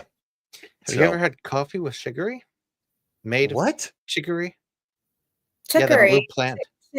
Yeah, chicory is really good, actually. It's better for you than actual coffee. That's how they made coffee during Hmm. the war. Yeah. I don't actually drink coffee. I will if I need to. Well, I I, probably wouldn't drink American coffee either. I mean, just in general, I don't really drink coffee. What's wrong with our coffee? You don't like Folgers? It's the best part of waking up. We're moving on. We're not doing jingles. Is this typical? No, absolutely no. That's quite a large structure. We could potentially look at these Yes, fittings they around do. the doors and the windows for preliminary data. Packed with sugar. Yes, sure. I'm interested in these nails. Historical archaeologists call these wire nails. They're industrially mass-produced, so we're getting 20th century architecture here rather than something earlier. The structure dates to the 1940s. That much is fairly clear. Standing here, I see similarities to buildings 1, 2, and 3. Are these stones the same as the other building? Oh, yes. The stone. So now we're actually getting a little bit clearer of a glimpse, right? So the other structures are worn quite badly to where and I'm going back to it to where you can see it was actually so the stones were meant to be basically like bricks. They were meant to be the structure of it, and then there was actual like a wall or plastering or something like that put over it to make it look more aesthetically pleasing. So that's one thing that I kind of had an issue with when I first watched this. I was like, Hitler's not isn't gonna live in like the stone house. And it's like, well, no, you find out later one of the buildings that seems to be more preserved better, it actually had real walls. Like like most houses are made out of brick and wood, and and it's like you put, as Clifton would know, you put drywall over it because that's what makes the wall. Um, yeah, just wanted to kind of allude to that, but all right. Oh, yes. The stone, the plaster, the windows, the frames. There are a lot of similarities, but there are a lot of differences. These doors are really wide. Absolutely. Here you see there was a door of 2 parts. Now to open all. This is not normal in your house. Absolutely not normal. This isn't for residential use. This No, isn't it's a very for wide family door. moving in and out. Everything feels powerful, thick, durable, and industrial. The first thing that stands out to me about this is the open floor layout. If I were to envision what this use was, this feels like military barracks. This is where you line up bunk beds and put soldiers. 1 floor, Yes. 2 floor, wide open. And I'm backing up real quick. Yes, it does. This reminds me 100% of a barracks. This is where you line Because up it's 2 bunk floors. beds and put soldiers. Yeah. 1 floor, 2 floor, wide open. If you had heavy equipment, you're obviously going to be putting it on the ground floor. And you're going to have people sleeping on the floor above it. This is built like a military support structure. So to kind of actually lend some credence to this, again, I was stationed in Germany, and our where our company was, we had a barracks above it. Our company was actually the 529th Military Police Company was actually, it was in the basement. All the offices were down there. And then of course, when you went up, there were two other floors, and it was laid out really similar to this. And those were additional barracks on top of it, in addition to the other barracks that we had across the way. It's set up 100% like that. So, but real quick, Andy said, Whataburger, a tasty Texas burger chain, has a spicy ketchup. They do have a spicy ketchup version, and their fancy ketchup. It's fancy ketchup with black pepper, basically. I like Whataburger. It's not my favorite burger chain. I don't like McDonald's. McDonald's is bad. I really like In-N-Out. It's really good. Why are you laughing? I don't mind McDonald's. Well, that's I because don't it's all. mind Burger King. I don't like. I That's don't 'cause mind you. it. Yeah. I miss the time when you could go to McDonald's and actually get a cheeseburger for $1. Yes. Used to be able to do Mm. that at Burger King too. I'd go get like 4 cheeseburgers for like $4, and I'd go Well, ham, dude. and Jack and Chat can attest to this. I don't know if he goes to McDonald's, but they canceled the best McChicken thing ever in the UK. They don't have it anymore. They Wow. remade it into so remember the McChicken, like it was so Mhm. good with like Mhm. yeah, they canceled that. Now it's It like had like the lettuce and the they mayo on have it. just like the round bun with the chicken shoved inside with the lettuce and mayo. Mm. Really Yeah. interesting. You know what's ironically good? The filet of fish. Ew! Ew! No, it's so bad. No. It's all bad. Oh my god, no, it's bad. But like Burger King was kind of cool, and they closed a lot of them even before the coup, and now like you have McDonald's everywhere, Burger King only specific places. um we don't have whatever the burger, whatever burger place you just mentioned. We have What a burger. Five Guys, and it's so shit. It's shit. It's Really? super expensive. Yeah. Yeah. Well, yeah. Oh, This is definitely expensive as hell. Like oh, Five Guys is a expensive here. milkshake is like 12 quid. A hot dog is like 13, 14 quid, Yeah. which is like 16, 17, $18 for no. And it's really just a hot dog that you can just literally go to the store and you pay like $1 for it, and that's like And Anna and I had this conversation a couple days ago. It's because the UK is an island, and they don't really make anything. Everything has to be imported. I And mean, I mean, Germany's the same. We only have, McDonald's, Burger King are like the chains. Germany is starting to get Five Guys, which I do like it. I like that peanut. it's I like good. that peanut butter taste, the peanut butter oil that they use. But it's Oh my god, what is wrong with you? No. yeah, but I Yeah, like Jackson. peanuts. It says Five Guys is extraordinary. Yeah. It's Yeah. expensive here. Yeah, it is. I could probably go to Five Guys right now and get a burger, get a Like drink, and I would rather for that price go to something that's called Nando's, which is like get a cheeky Nando's. And I know all the UK people in the chat and Doug especially will get this, but like get cheeky Nando's with like your boneless chicken thighs and some garnish, and it's like a South African dudes created the chain back in the day, like back when I was a teenager, even before then.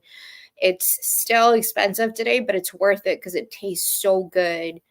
And like you can get like fresh like broccoli and garlic or some like coleslaw, and you can get peri peri chips. I just love my Nando's. Oh yeah. I mean, if I'm gonna spend the rather- money for Five Guys, I could just go to a really good burger restaurant. Like it's not a chain. Mm-hmm. It's Yeah. just they make burgers there, and they're really awesome.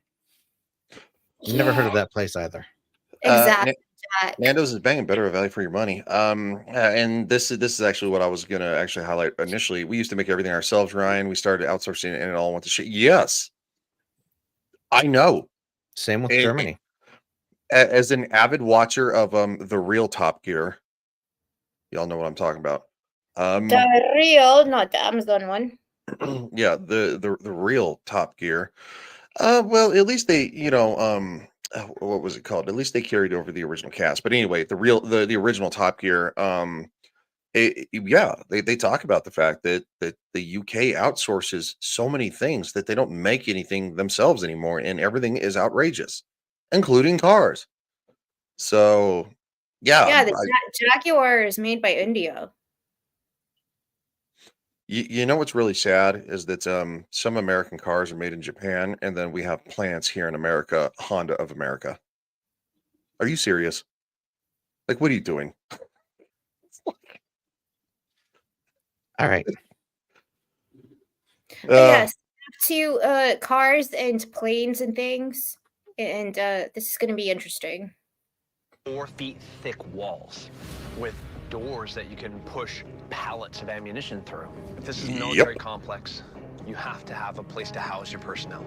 This could be just that. You're going to be limiting access to No, Clifton, protect come what you're back. storing in here. And if you're going to be hiding and protecting Adolf Hitler, you're going to have a building like Kitty this.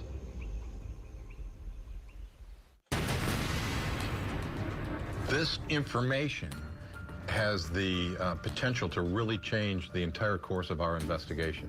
While the field team continues to explore the jungles of Argentina, Bob and John review the findings from the German leg of their investigation, where a declassified MI6 document reporting that Adolf Hitler was flown from a makeshift runway in Berlin on April 29, 1945, led the team to uncover a never-before-known fifth exit from Hitler's Führer bunker. Well, for me, the most mysterious part is exit 5. Here's the entry. From there, it goes into a tunnel. Precisely at this point, the East German secret police, the Stasi, were conducting their own investigation. A declassified Stasi file reveals that this fifth exit would have connected to a 2,000-foot-long tunnel ending at the base of the Brandenburg Gate. This iconic monument marks the beginning of Tiergarten Park, which was redesigned by Hitler to be the crown jewel of his capital city. So what did it get him getting in the... The added the heavy addition of the marching. Like, And I'm sorry if you're seeing me. I'm just like writing down the dates and some things that they're saying to then see if they actually make any sense when they're talking about things. Because I already have some discrepancies there between what they're actually saying in the show. no, you're good. And also, I don't understand why you would apologize for being seen. They'd probably rather see you most often than Clifton and me in the back. No, I said Taylor I Swift. apologize if you see me writing, not if you see Yeah, me. no, I know. Everybody see me. I'm great. I'm good. She killed my joke, guys. She killed my joke. I always do that. I do. I apologize. No, it's funny. Again. Jack says I'm writing a book about the ghost of the Adolf's childhood home. I'm calling it the Haunting Hitler. Are you really? Because that would be awesome. If it's a joke, it's really awesome too. I give you applause for that. Middle of the Tiergarten at the No, Brandenburg Jack. Gate. Brandenburg Gate, Hitler, plane. I mean, somebody has to write that book now. No.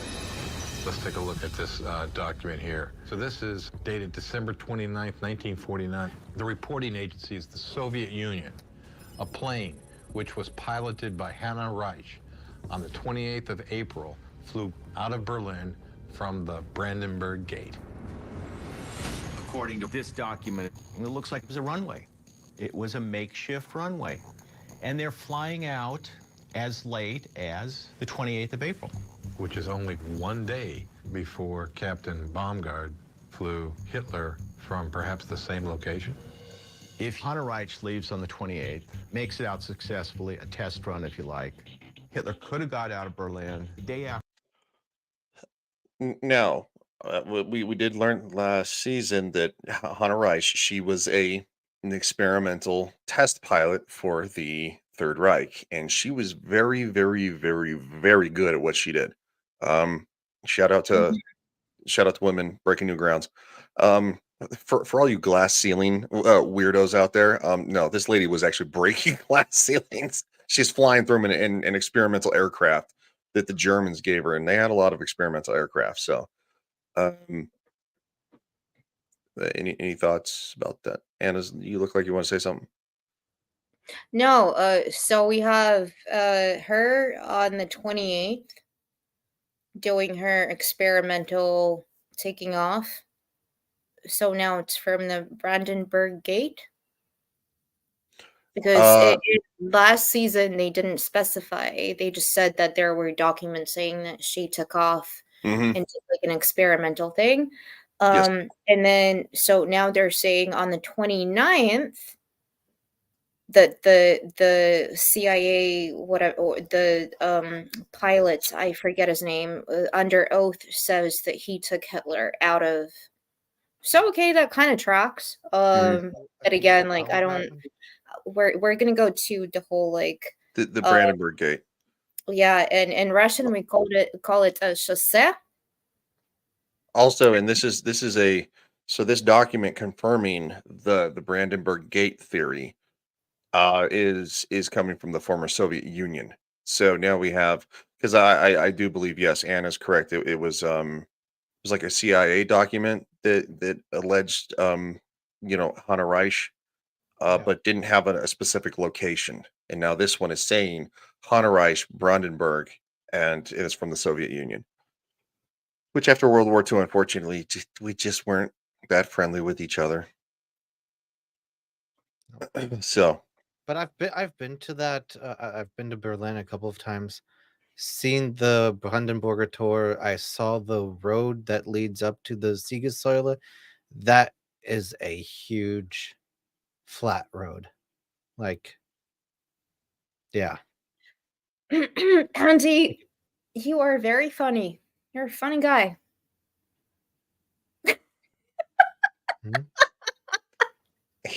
I think it starts with this. Andy says, Clifton, have you listened to Pink Floyd music? Have you seen the huge show Roger Waters put on Platzstammer? It's an amazing show. He brought in many famous musicians and did a whole The Wall show, including a huge wall that they collapsed at the end. Mm-hmm. There's a Pink Floyd song called The Wall. Yeah. Yeah, but also it kind of This is an amazing show too. You brought together a lot of people at the end. That 1989 wall is going to collapse. Also, shout out to the fact that we actually hit 30 viewers on this one, so that's a testament to all you awesome people watching.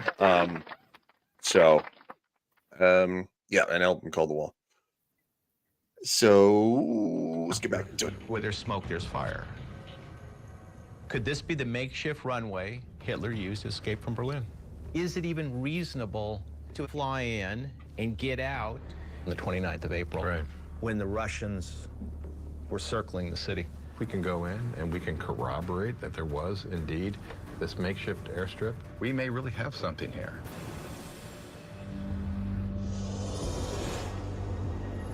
Back to Berlin.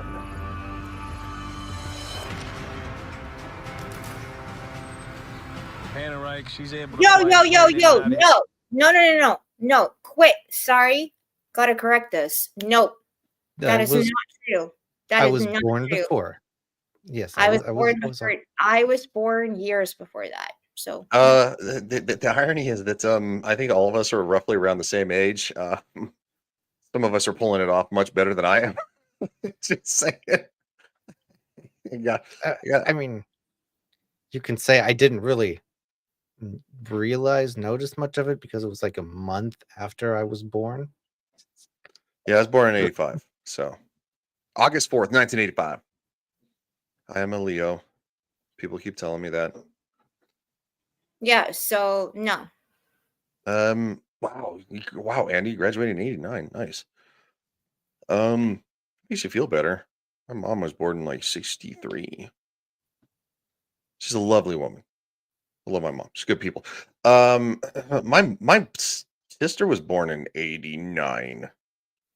So, but no, I didn't know anything about that at the time. I was way too young. Hell, I didn't see the Hunt for Red October in full until yesterday. So, and that came out in 1990. I mean, but yeah, I may not have like noticed when the wall fell and all that because I was too little, but definitely when I moved to Germany, like in '99, there was still like it's still a big part of Germany. It's still a big part of the talk in political circles. It's still a part of, just every day-to-day things, it's Yeah, definitely of course. discussed in school, and you still see the lasting effects of that. Some of them aren't, Mhm. really that great Okay, because so sorry, go ahead. No, go ahead. No, No, I was just gonna shit on East Germany. Yeah, I didn't know anything about this, but I was kind of exposed to it because I came from a political family, so I kind of had to from a very early age. And I remember at the age of 4 being in Canberra, Australia, where it was the USSR, United States, and Australia as little kids doing like a dance in the embassy, and we all had to compete and who would win. And like I was doing my I don't know if you know that dance, Kalinka Malinka, where you sit down and you do the Mhm. that Russian thing. Yeah, and then the Americans were doing some like Elvis Presley, whatever, Michael Jackson shit, and Australians were just running around doing weird stuff as usually they do. No offense. I love Australia. But I was behind the stage, and the lady actually said to my mom, "We're going to give it to the United States because the USSR is not in favor." So it like from a very early age, that's like when I started hearing like things are not being fair, and Mhm. that's like you get exposed to that the politics of things. So and I saw, the TV was always on if you're in a politically inclined family. Still at the same time, it's kind of like, okay, whatever happens, happens. I'm going to go outside and play with my snails, and Yeah. climb my trees.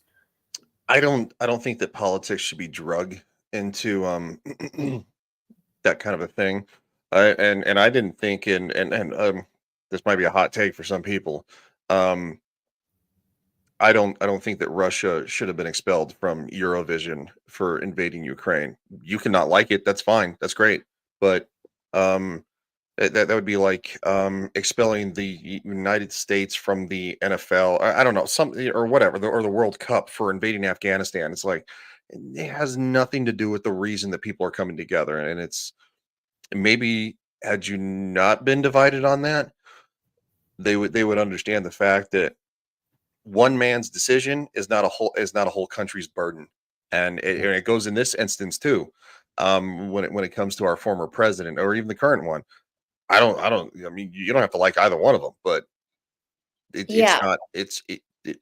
We shouldn't be held by one person's standards. Don't hold the whole country to one person's standards. That's Yeah. crap. Um, Um, uh, and yeah, I totally agree. 2006, the World Cup was taking place in Germany, mhm. and a lot of the games happened in the city where I went to school, and it just really showed me like soccer or any kind of a sport where every nation can come Football, together. football. It's not I soccer. I It's I know, football. but Who's Ryan would have who's thought I spawn? was talking about American. No, I would have known what you're talking about because I was in Germany in 2006. I was in Heidelberg, dude. Like going the World Cup, nuts, nuts. The cities were full of people from every Yep.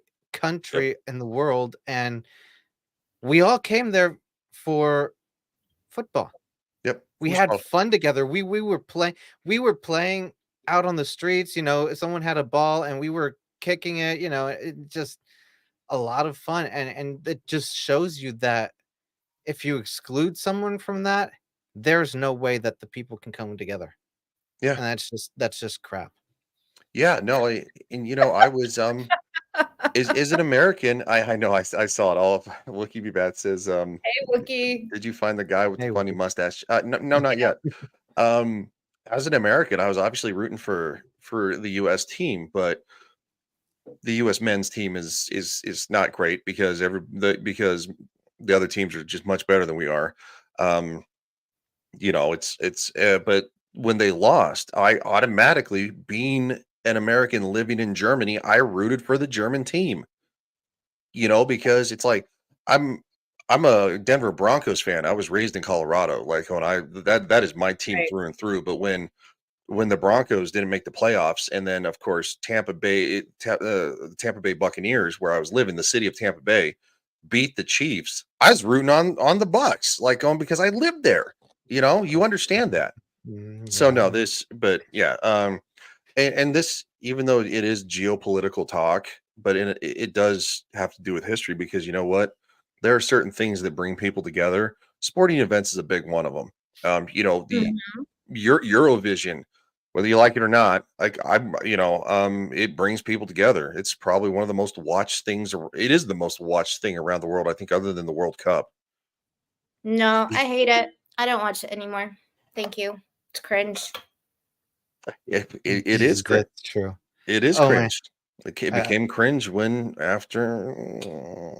so anyway, after I about used to watch around it as a 2020, kid. yeah, it became very cringe about 2020, because it became political. It stopped being just these countries. What, 44? How many countries?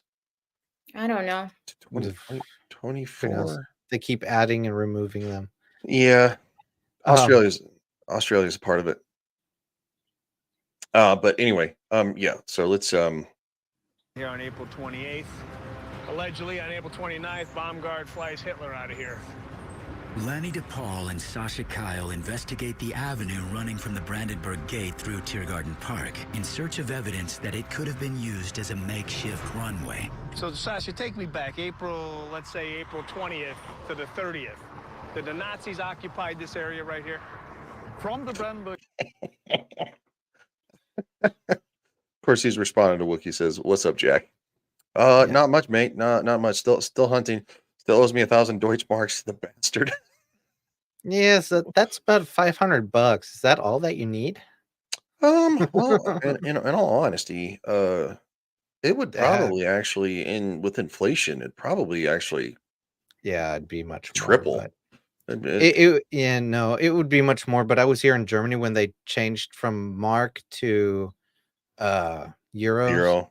and Boo. just cut your money in half, but everything had the same price tag on it. So Yeah, I'm so happy that we still have the pound.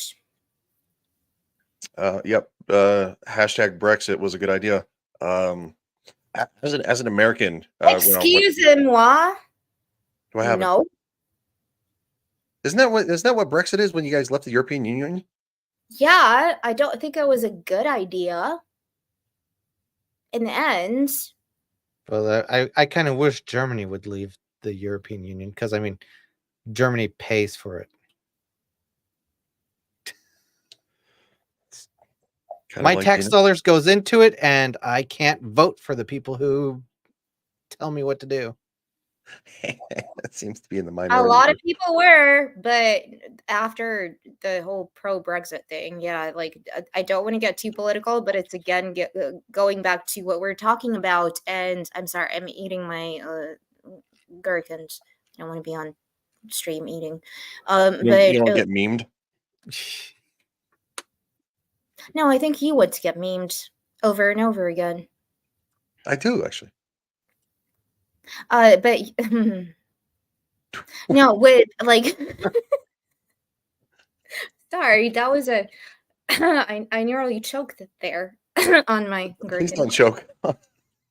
I just think it's always better when we come together and start instead of having like but I understand that different cultures are different and we have our own thing going on. But since Brexit, it's just for me been the prices have radically changed. And again, like it's kind of like a sanction, and it makes the like produce in Britain, like people producing their own foods, their own goods, like that encourages it.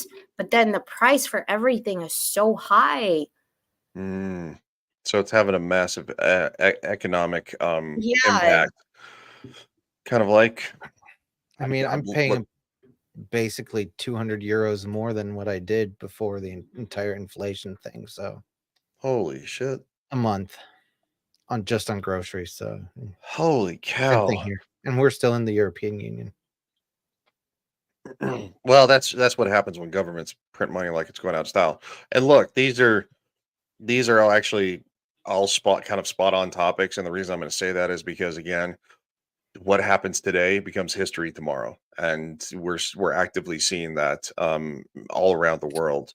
Um, and people are suffering over prices. Like going, it's insane to go to the grocery store, and it's that's not fair to people. It really isn't. So, all right. We're getting we only got a little bit, To about the another victory 15 minutes. column. This was defended to the last hours of the Third Reich.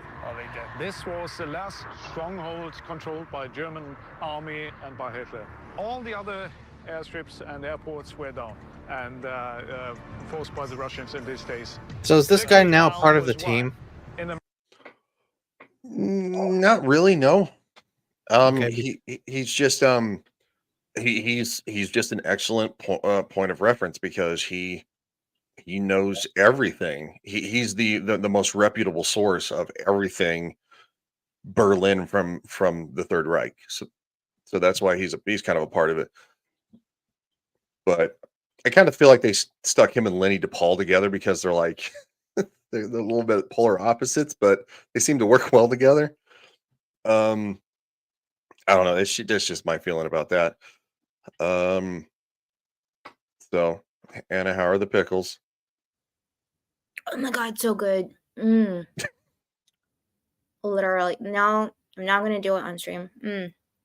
But I disagree with you a little bit. I think that you can have an expert, but it's like having, right, when you hire somebody in court to be your witness expert, like they will say what you want them to say because they're not doing it for free.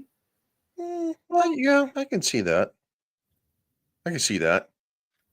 Mm. But he doesn't seem to be interjecting his opinion. He just seems to be showing him, you know, what's on file, right? Or the actual physical locations. But I look, I definitely understand that, especially because, expert witnesses in court is a thing. You can pay a doctor to say, no, there was nothing wrong with what happened in 2020 where people were forced to do something. They're like, oh, and it was the best decision ever. And it's like, you got paid, bro.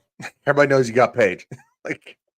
But we'll move on. The massive foundation of the victory column, they placed the radar control and aircraft control. Can we get in the victory column? Yes. You can get me up top? Yeah, let's go. I gotta see this. What a vantage point that would be.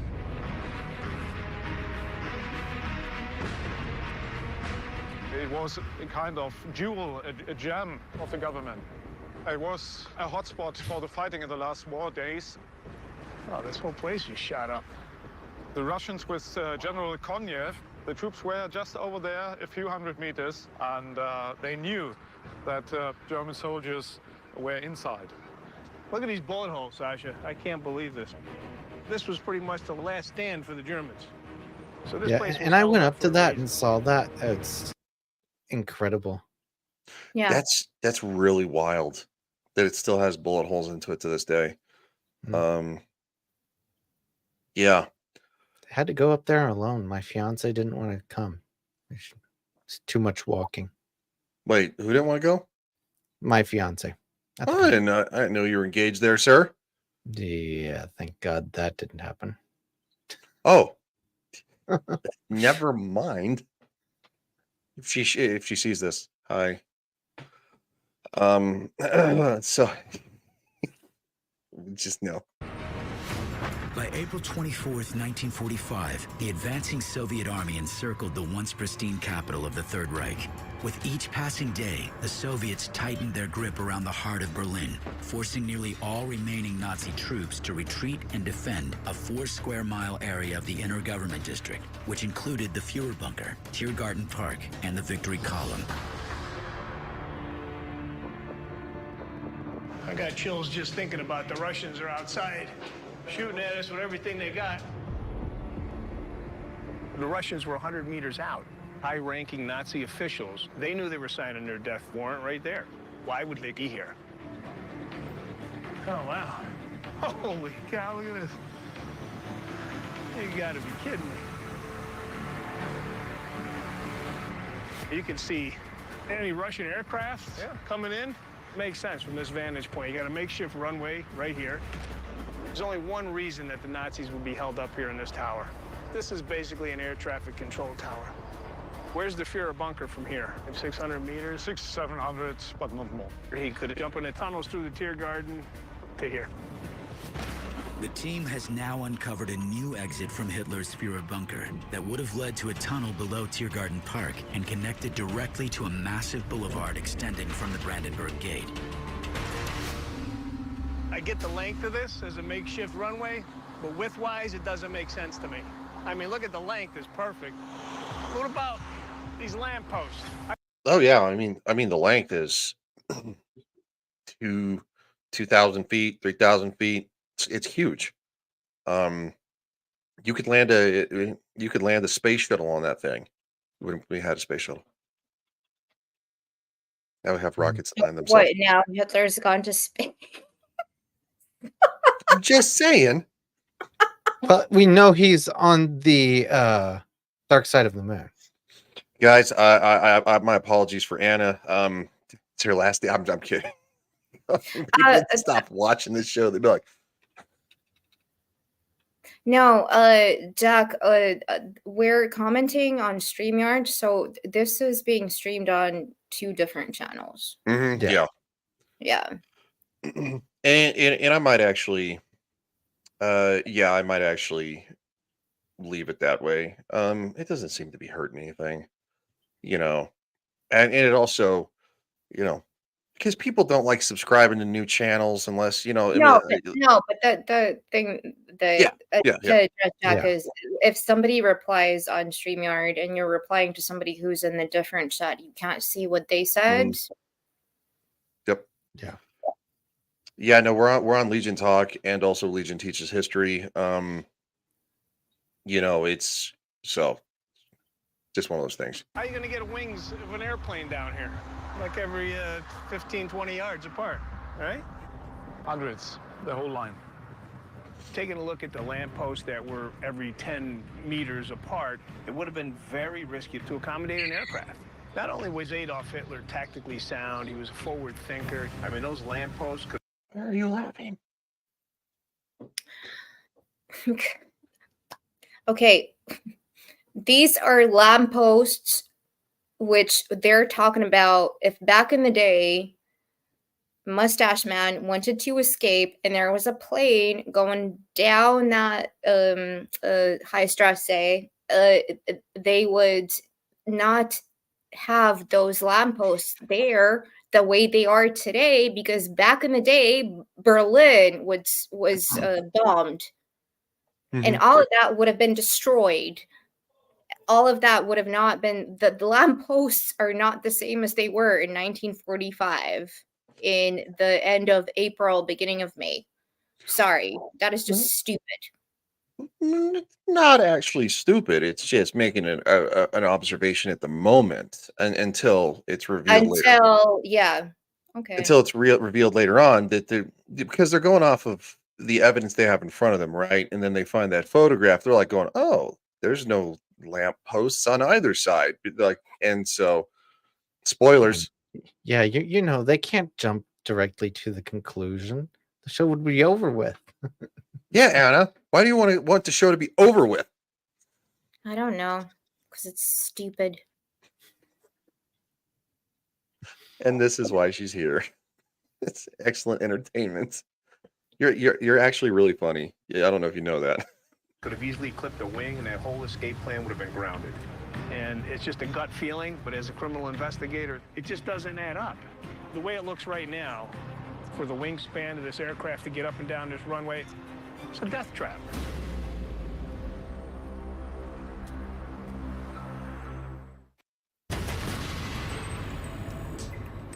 That's an eerie looking building, and I can just imagine what had occurred there.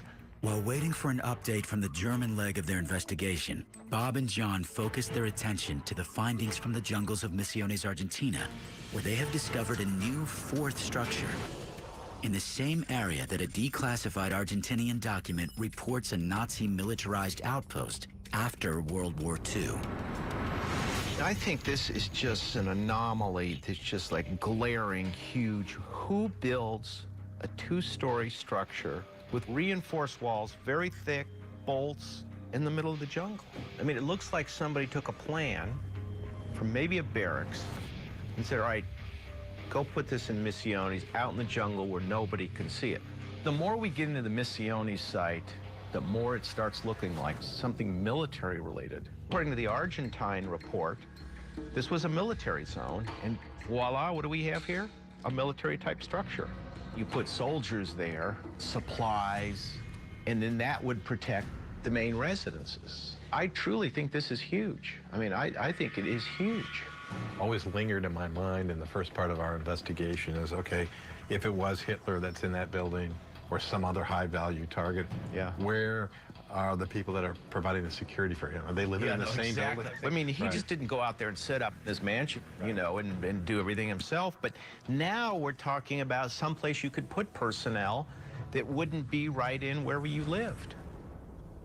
I'd like to see artifacts that relate to soldiers that would be used for the protection of a high-value target. If this was a militarized outpost, you need soldiers to fortify it. And so they would have left evidence behind. I think we're clever enough to find out who was in that building. Exactly.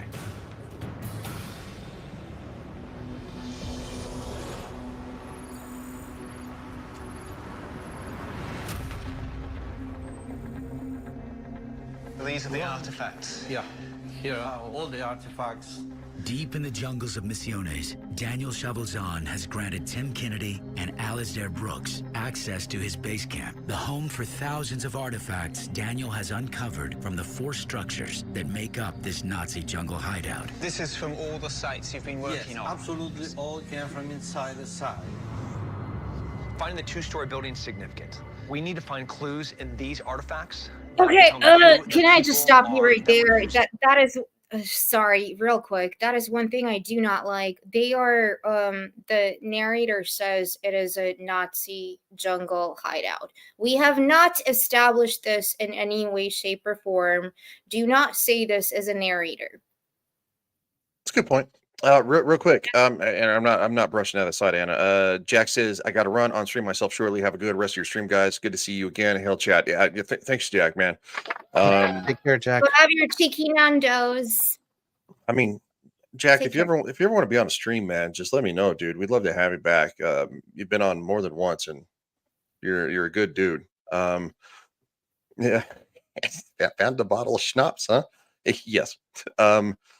No, and Anna is right, because a reasonable person would conclude that yes, there is massive Third Reich presence in this area, but to call it a Nazi hideout, it's like you're inferring your own narrative on it, and it's and again, yeah, dude, yeah, just send me a DM, man. Like, let me know. Yeah, even if Maybe it's he'll respond to your DMs when he doesn't to mine. I don't know. No, I'm joking. Yeah, that's not the point is when you have a narrator, you keep it down to the fact. And then you have your experts. Like, I think this might have been a Nazi hideout. When a narrator says this, it means that it is the way it is, which is Mhm. to me weird. I don't like that. It's Yeah, no, deceitful. they're definitely trying to make people think like, yes, this is indeed what it is. Yeah, Yeah. it's kind of like reading a history book, and when a history book says something, you're going to allude to that's probably the best probable, most reasonable outcome that has been investigated going forward.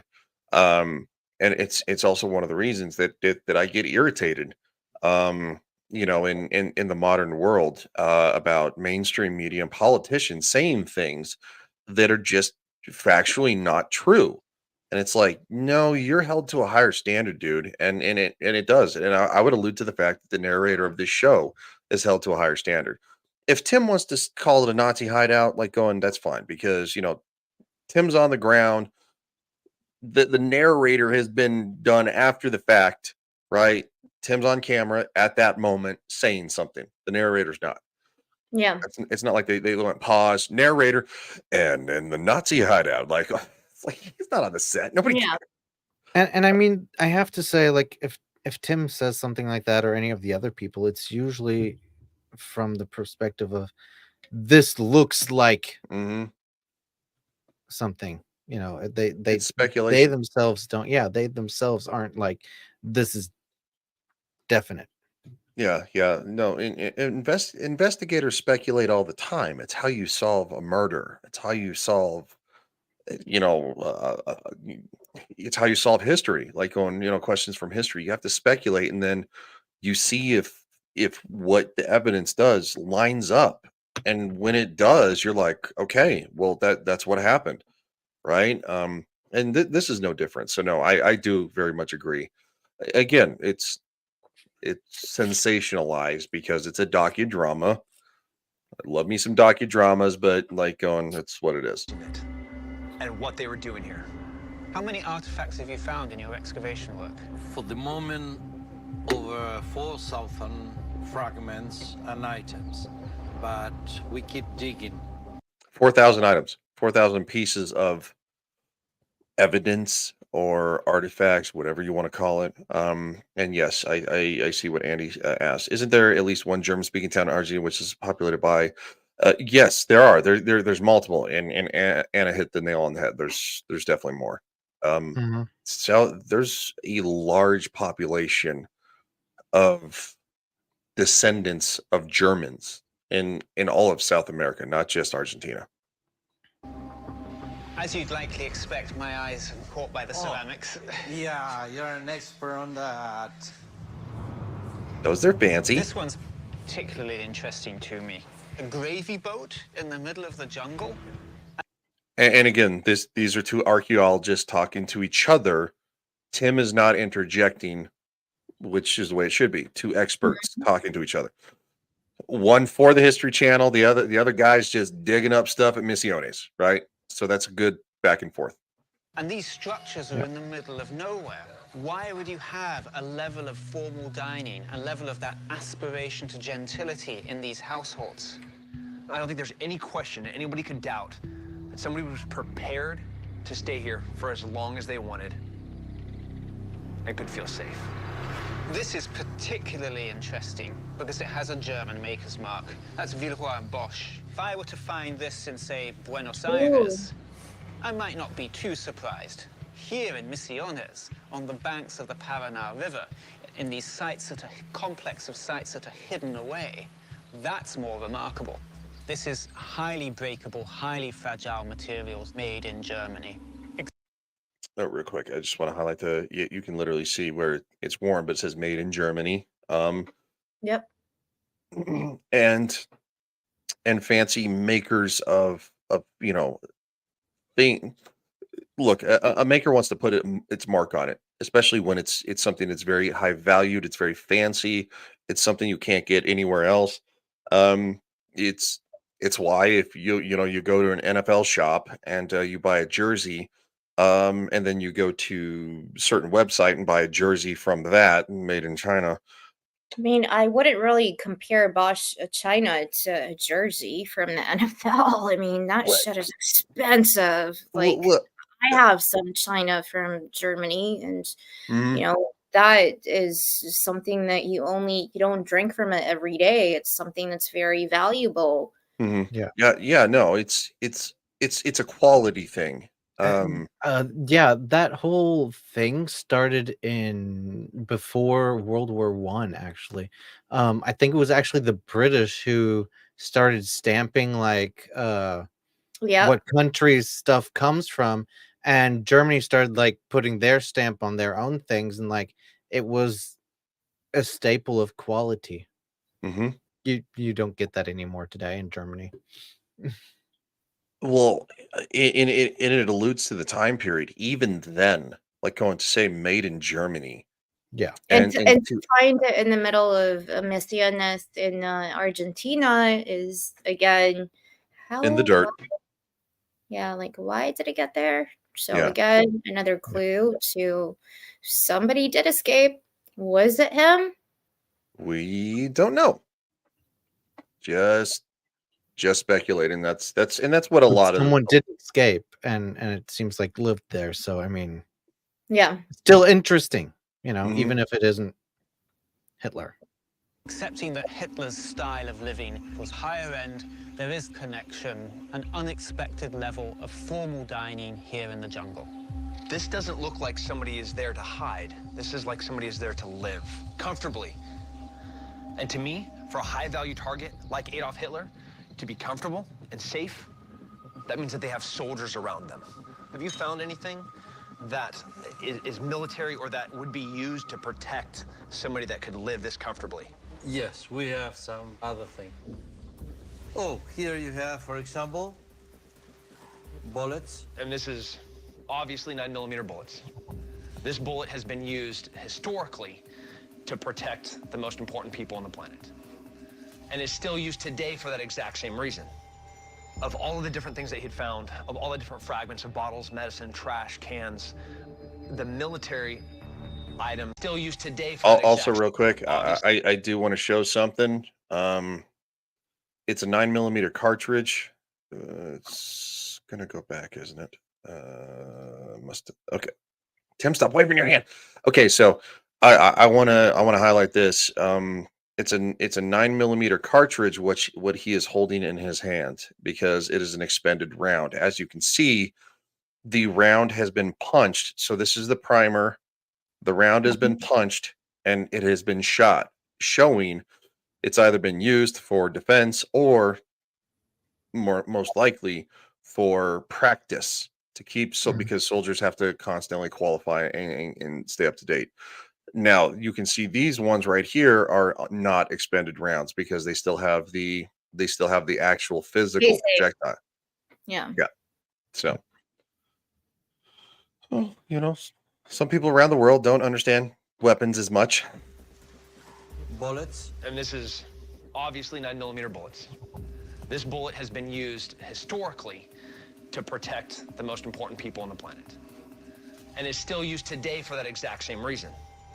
Of all of the different things that he'd found, of all the different fragments of bottles, medicine, trash, cans, the military items were the least frequent.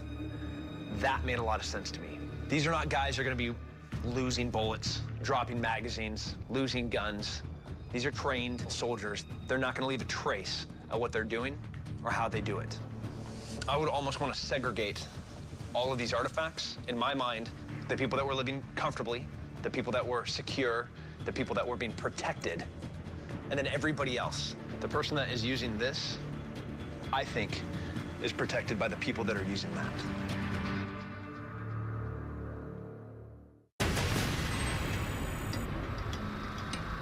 Brandenburg Gate. This is a possible runway. Bob and John review the findings of their investigation to determine if the street between the Brandenburg Gate and the Victory Column could have been used as a makeshift runway to fly Hitler out of Berlin in the final days of the war, as reported by a declassified MI6 file. We got the Victory Column. Its height certainly could have been used for a makeshift air traffic control center. You've got all the makings of a runway except problems with the wingspan. But it's getting very convincing that Hitler left through the Tiergarten. You know, Hitler bringing his troops in, so the last defense, circling the wagons. So Tiergarten is looking really good, except for the lampposts that run down the road, because that makes it very hazardous place to take off. Not the kind of risk a good planner would have built into this. The main thing is the light poles. You're right. Is the avenue wide enough? I mean, that's really the question. Yeah, I think that's key. Absolutely key.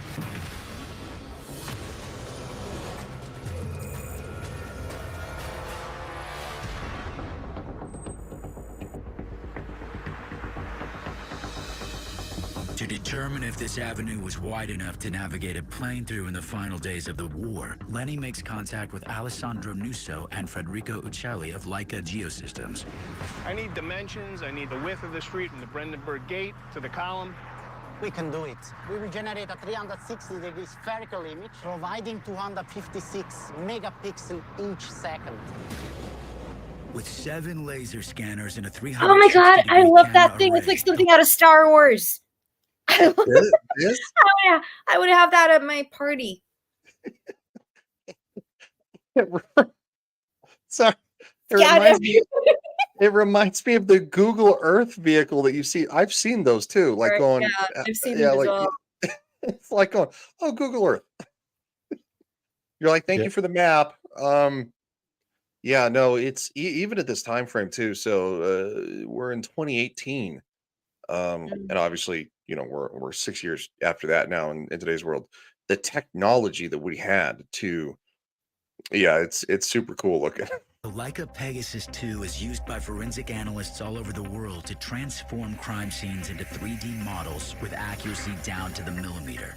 So awesome. The result of the scan will allow the investigative team to examine Hitler's possible escape route from every angle. So As a again, nerd, God, that's awesome. Kudo, we were talking about photography, right? So the Leica cameras they're mostly the lenses that are made in Germany, are some of the most expensive, best cameras that are out there In the world. Apart from the Hasselblad, which is even more expensive, which is also German. So the best cameras are German.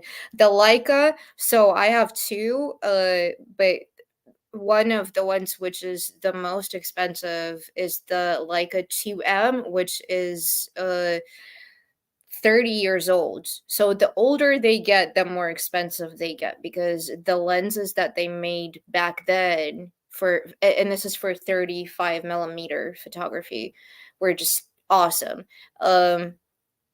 If anybody wants to ever buy a Leica, which is either like 35 mil or click and shoot, and you have the money, definitely go for that brand. Their lenses are the best in the world. Again, apart from Hasselblad, which are awesome. So go German, people. I see you nerded out a little bit. Yeah, I did. I'm sorry. No, you're okay. I've actually heard of the of Leica's due to a movie or television show. I can't remember which one, but like they were talking about the fact that even at that time, they're one of the best ever, and it's just crazy to see that they still are to this day. I did not catch that until you literally just started talking about it. So yeah, so they're using the lens on the Star Wars drone. Yes. On top of the Hyundai. No, it's not a Hyundai. While the Leica laser scan gets underway, it's a Volvo. Lenny, thanks for coming back out, brother. How you doing, right? Lenny meets up with Sasha Kyle, who has uncovered evidence from local photo archives and has made an important discovery. This is before the war, and you can compare this line with the modern lampposts. Yeah, right. As you can see, it's the same line. So the second one, this is from April, May 1945. And you see no lampposts. Wow. The German troops, they cut them at the ground level here and had more space. Telling me they Also, YouTube, don't be grumpy just because I showed a body from a photo that's black and white. That's a dude on the ground. That dude dead. He's very dead. Yeah. Yeah. In that time period, they're not gonna be like going, hey, Steve, lay down right here and pretend like you're dead. It's gonna be more dramatic. Like, that wasn't a thing in the middle of World War II. There was enough drama to go around that they're like, going, that dude's just dead. Eliminated these poles on both sides, right? Yeah. This is unbelievable. Somebody was under a direct order to cut these things down for a reason. So here you got the lamppost, here you don't, which gave them at least another 20 feet on each side to get an airplane down here. It makes absolutely no sense for those lampposts to be cut down unless you wanted to accommodate or fit something down this road. You can only imagine this was a contingency plan that was in All right, this is a much better close up right here. You can kind of see. place by Adolf Hitler. The place was caving in on him. He was backed into a corner and he needed to get out of Dodge in a hurry. Yeah, there's a method to his madness. I'll give the devil his due. He thought this thing out. Boom, he's on this makeshift runway and he's gone. To me, the puzzle's been put together. Yeah, he almost conquered the world. This season on Hunting Hitler. What can you see? There's something right here. Here you go, Anna. This is for you. Kicking this Oh, investigation yeah? into high gear. Here, let me back up. This is for you. There's going to be another picture. What can you see? There's something right here. We're kicking this investigation into high gear. Oh, look at that. German Luger, right? We are now getting really, really close. We've got our hands on hundreds of new leads. We're going to hit the ground and find out the truth behind them. Holy. We're looking for Hitler's escape routes. They could shuttle people right out into the ocean and to a waiting U-boat. And we're infiltrating his tunnels and his transit points. But right here, we got got an opening. That's an escape tunnel. Whoa! And we're uncovering his web of contacts around the world. You're an escaping Nazi. This would be a good place to come. This is starting to look a little bit suspicious. Witnesses for the first time are speaking up. Están buscando a Hitler allá por las chacras. We're going to paint a complete picture of the truth. I have explosive detected. They've been planning this for years. Adolf Hitler was not going to hide forever. Presumably, he was looking to rearm. That's weaponized nuclear power. And he dreamed of hitting the United States. Oh, look at this. If you're going to detonate a dirty bomb of some kind, this is the place to do it. Ooh. We're going to continue this hunt for Hitler until it's settled absolutely. This is ground zero. This is Adolf Hitler's home. These are people that can keep a secret. We'll get to the bottom of it. Wow. Yeah. It gets so much Hunt- better. The hunt is on again. I'm The hunt is excited. on. Hmm. Now Did you you're get a- excited. Did you get a little embarrassed because Tim took his shirt off? No, not at all. I mean, I'm all for it. It's great. I loved it. You're blushing. Like, no. So I'll tell you what, this is the season where it really picks up. I understand that season 1 was a little bit of I wouldn't say a slog. It's very interesting.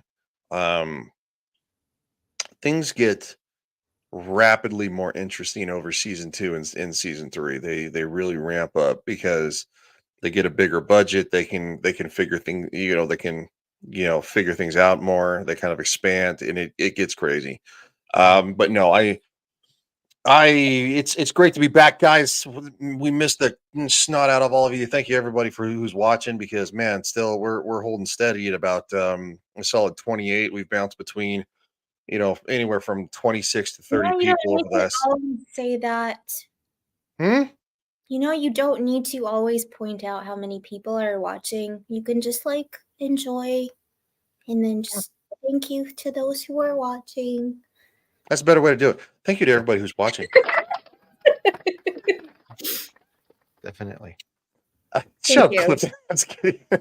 Speaking Yeah, of I'm saying it's a good thing. All the people watching. That's no, I know. Since I highlighted Clifton first, Thank you for being here, dude. I know it's late for both of you, so we're wrapping it up. What you got coming up, dude? Yeah, tomorrow insert culture. Different topics going on, so it'll be interesting. I'm not sure if I'm going to be making it for the House of the Dragon yet because it is very late, and yeah. Other than that, right now I can't think of anything. Maybe Friday Night Rumble again soon. We'll see. Yep. Yeah, we're taking a little bit of a hiatus from Friday Night's Royal Rumble. But yeah, definitely House of the Dragon tomorrow for me. Wookie and I should be doing a Fallout stream, I believe, Oh, Tuesday. I'd love to see that. Yeah, We're I'm here to watch. we're gonna be doing a Fallout stream. It should be just him and I. If anybody else wants to join, just know it's gonna be a little spicy. And speaking of spicy, Anna's Gameland. I'm sorry, I've been eating a lot. I have like a whole plate of food, which I need to eat. But really happy to be back. Talk about food for a lot of the stream. Also going to discuss something again that's very important, which is history. And something that none of us should ever forget what happened, because again, we've all had family members or people who fought in wars, or like Ryan, former military. Just getting into that mentality of let's not forget about what matters and talk about history in the context of not repeating the same mistakes. And also, I'm Anna's Foodland, but I never I'm know that. actually Anna's Gameland. So you can find me on X and YouTube under that. And I'm not going to be talking about any more Fallout ever again. I'm going to be playing it. So, but And check these fine lads out, and everybody in chat, thank you for joining. Wiki says Anna spitting truth. She does that really well. Yeah, no, seriously, go watch their show tomorrow. It is 4 p.m. my time, so Yeah. Oh, sorry. Yeah. 3 p.m. Pacific. So, insert culture tomorrow. So that will be 11 p.m. British Standard Time, midnight for Germany, and whatever time for America. But 5 great. p.m. Central, yeah. 5 p.m. Central. So with 6 Ronan, p.m. Brendan, the anime guy, we talk about everything, and we kind of don't bullshit. We just have fun, like we always- did today. Yeah, it's always a good show. I sometimes I'm able to catch it live, but most usually I catch the replay. But it's good to see you guys doing your thing. Speaking of doing your thing, what we're gonna do is we're gonna let everybody, these two especially, probably go to bed. So thank you everybody in the chat. You guys are awesome. Seriously, everybody watching. Shout out to the. We'll And see you. girls. Bye.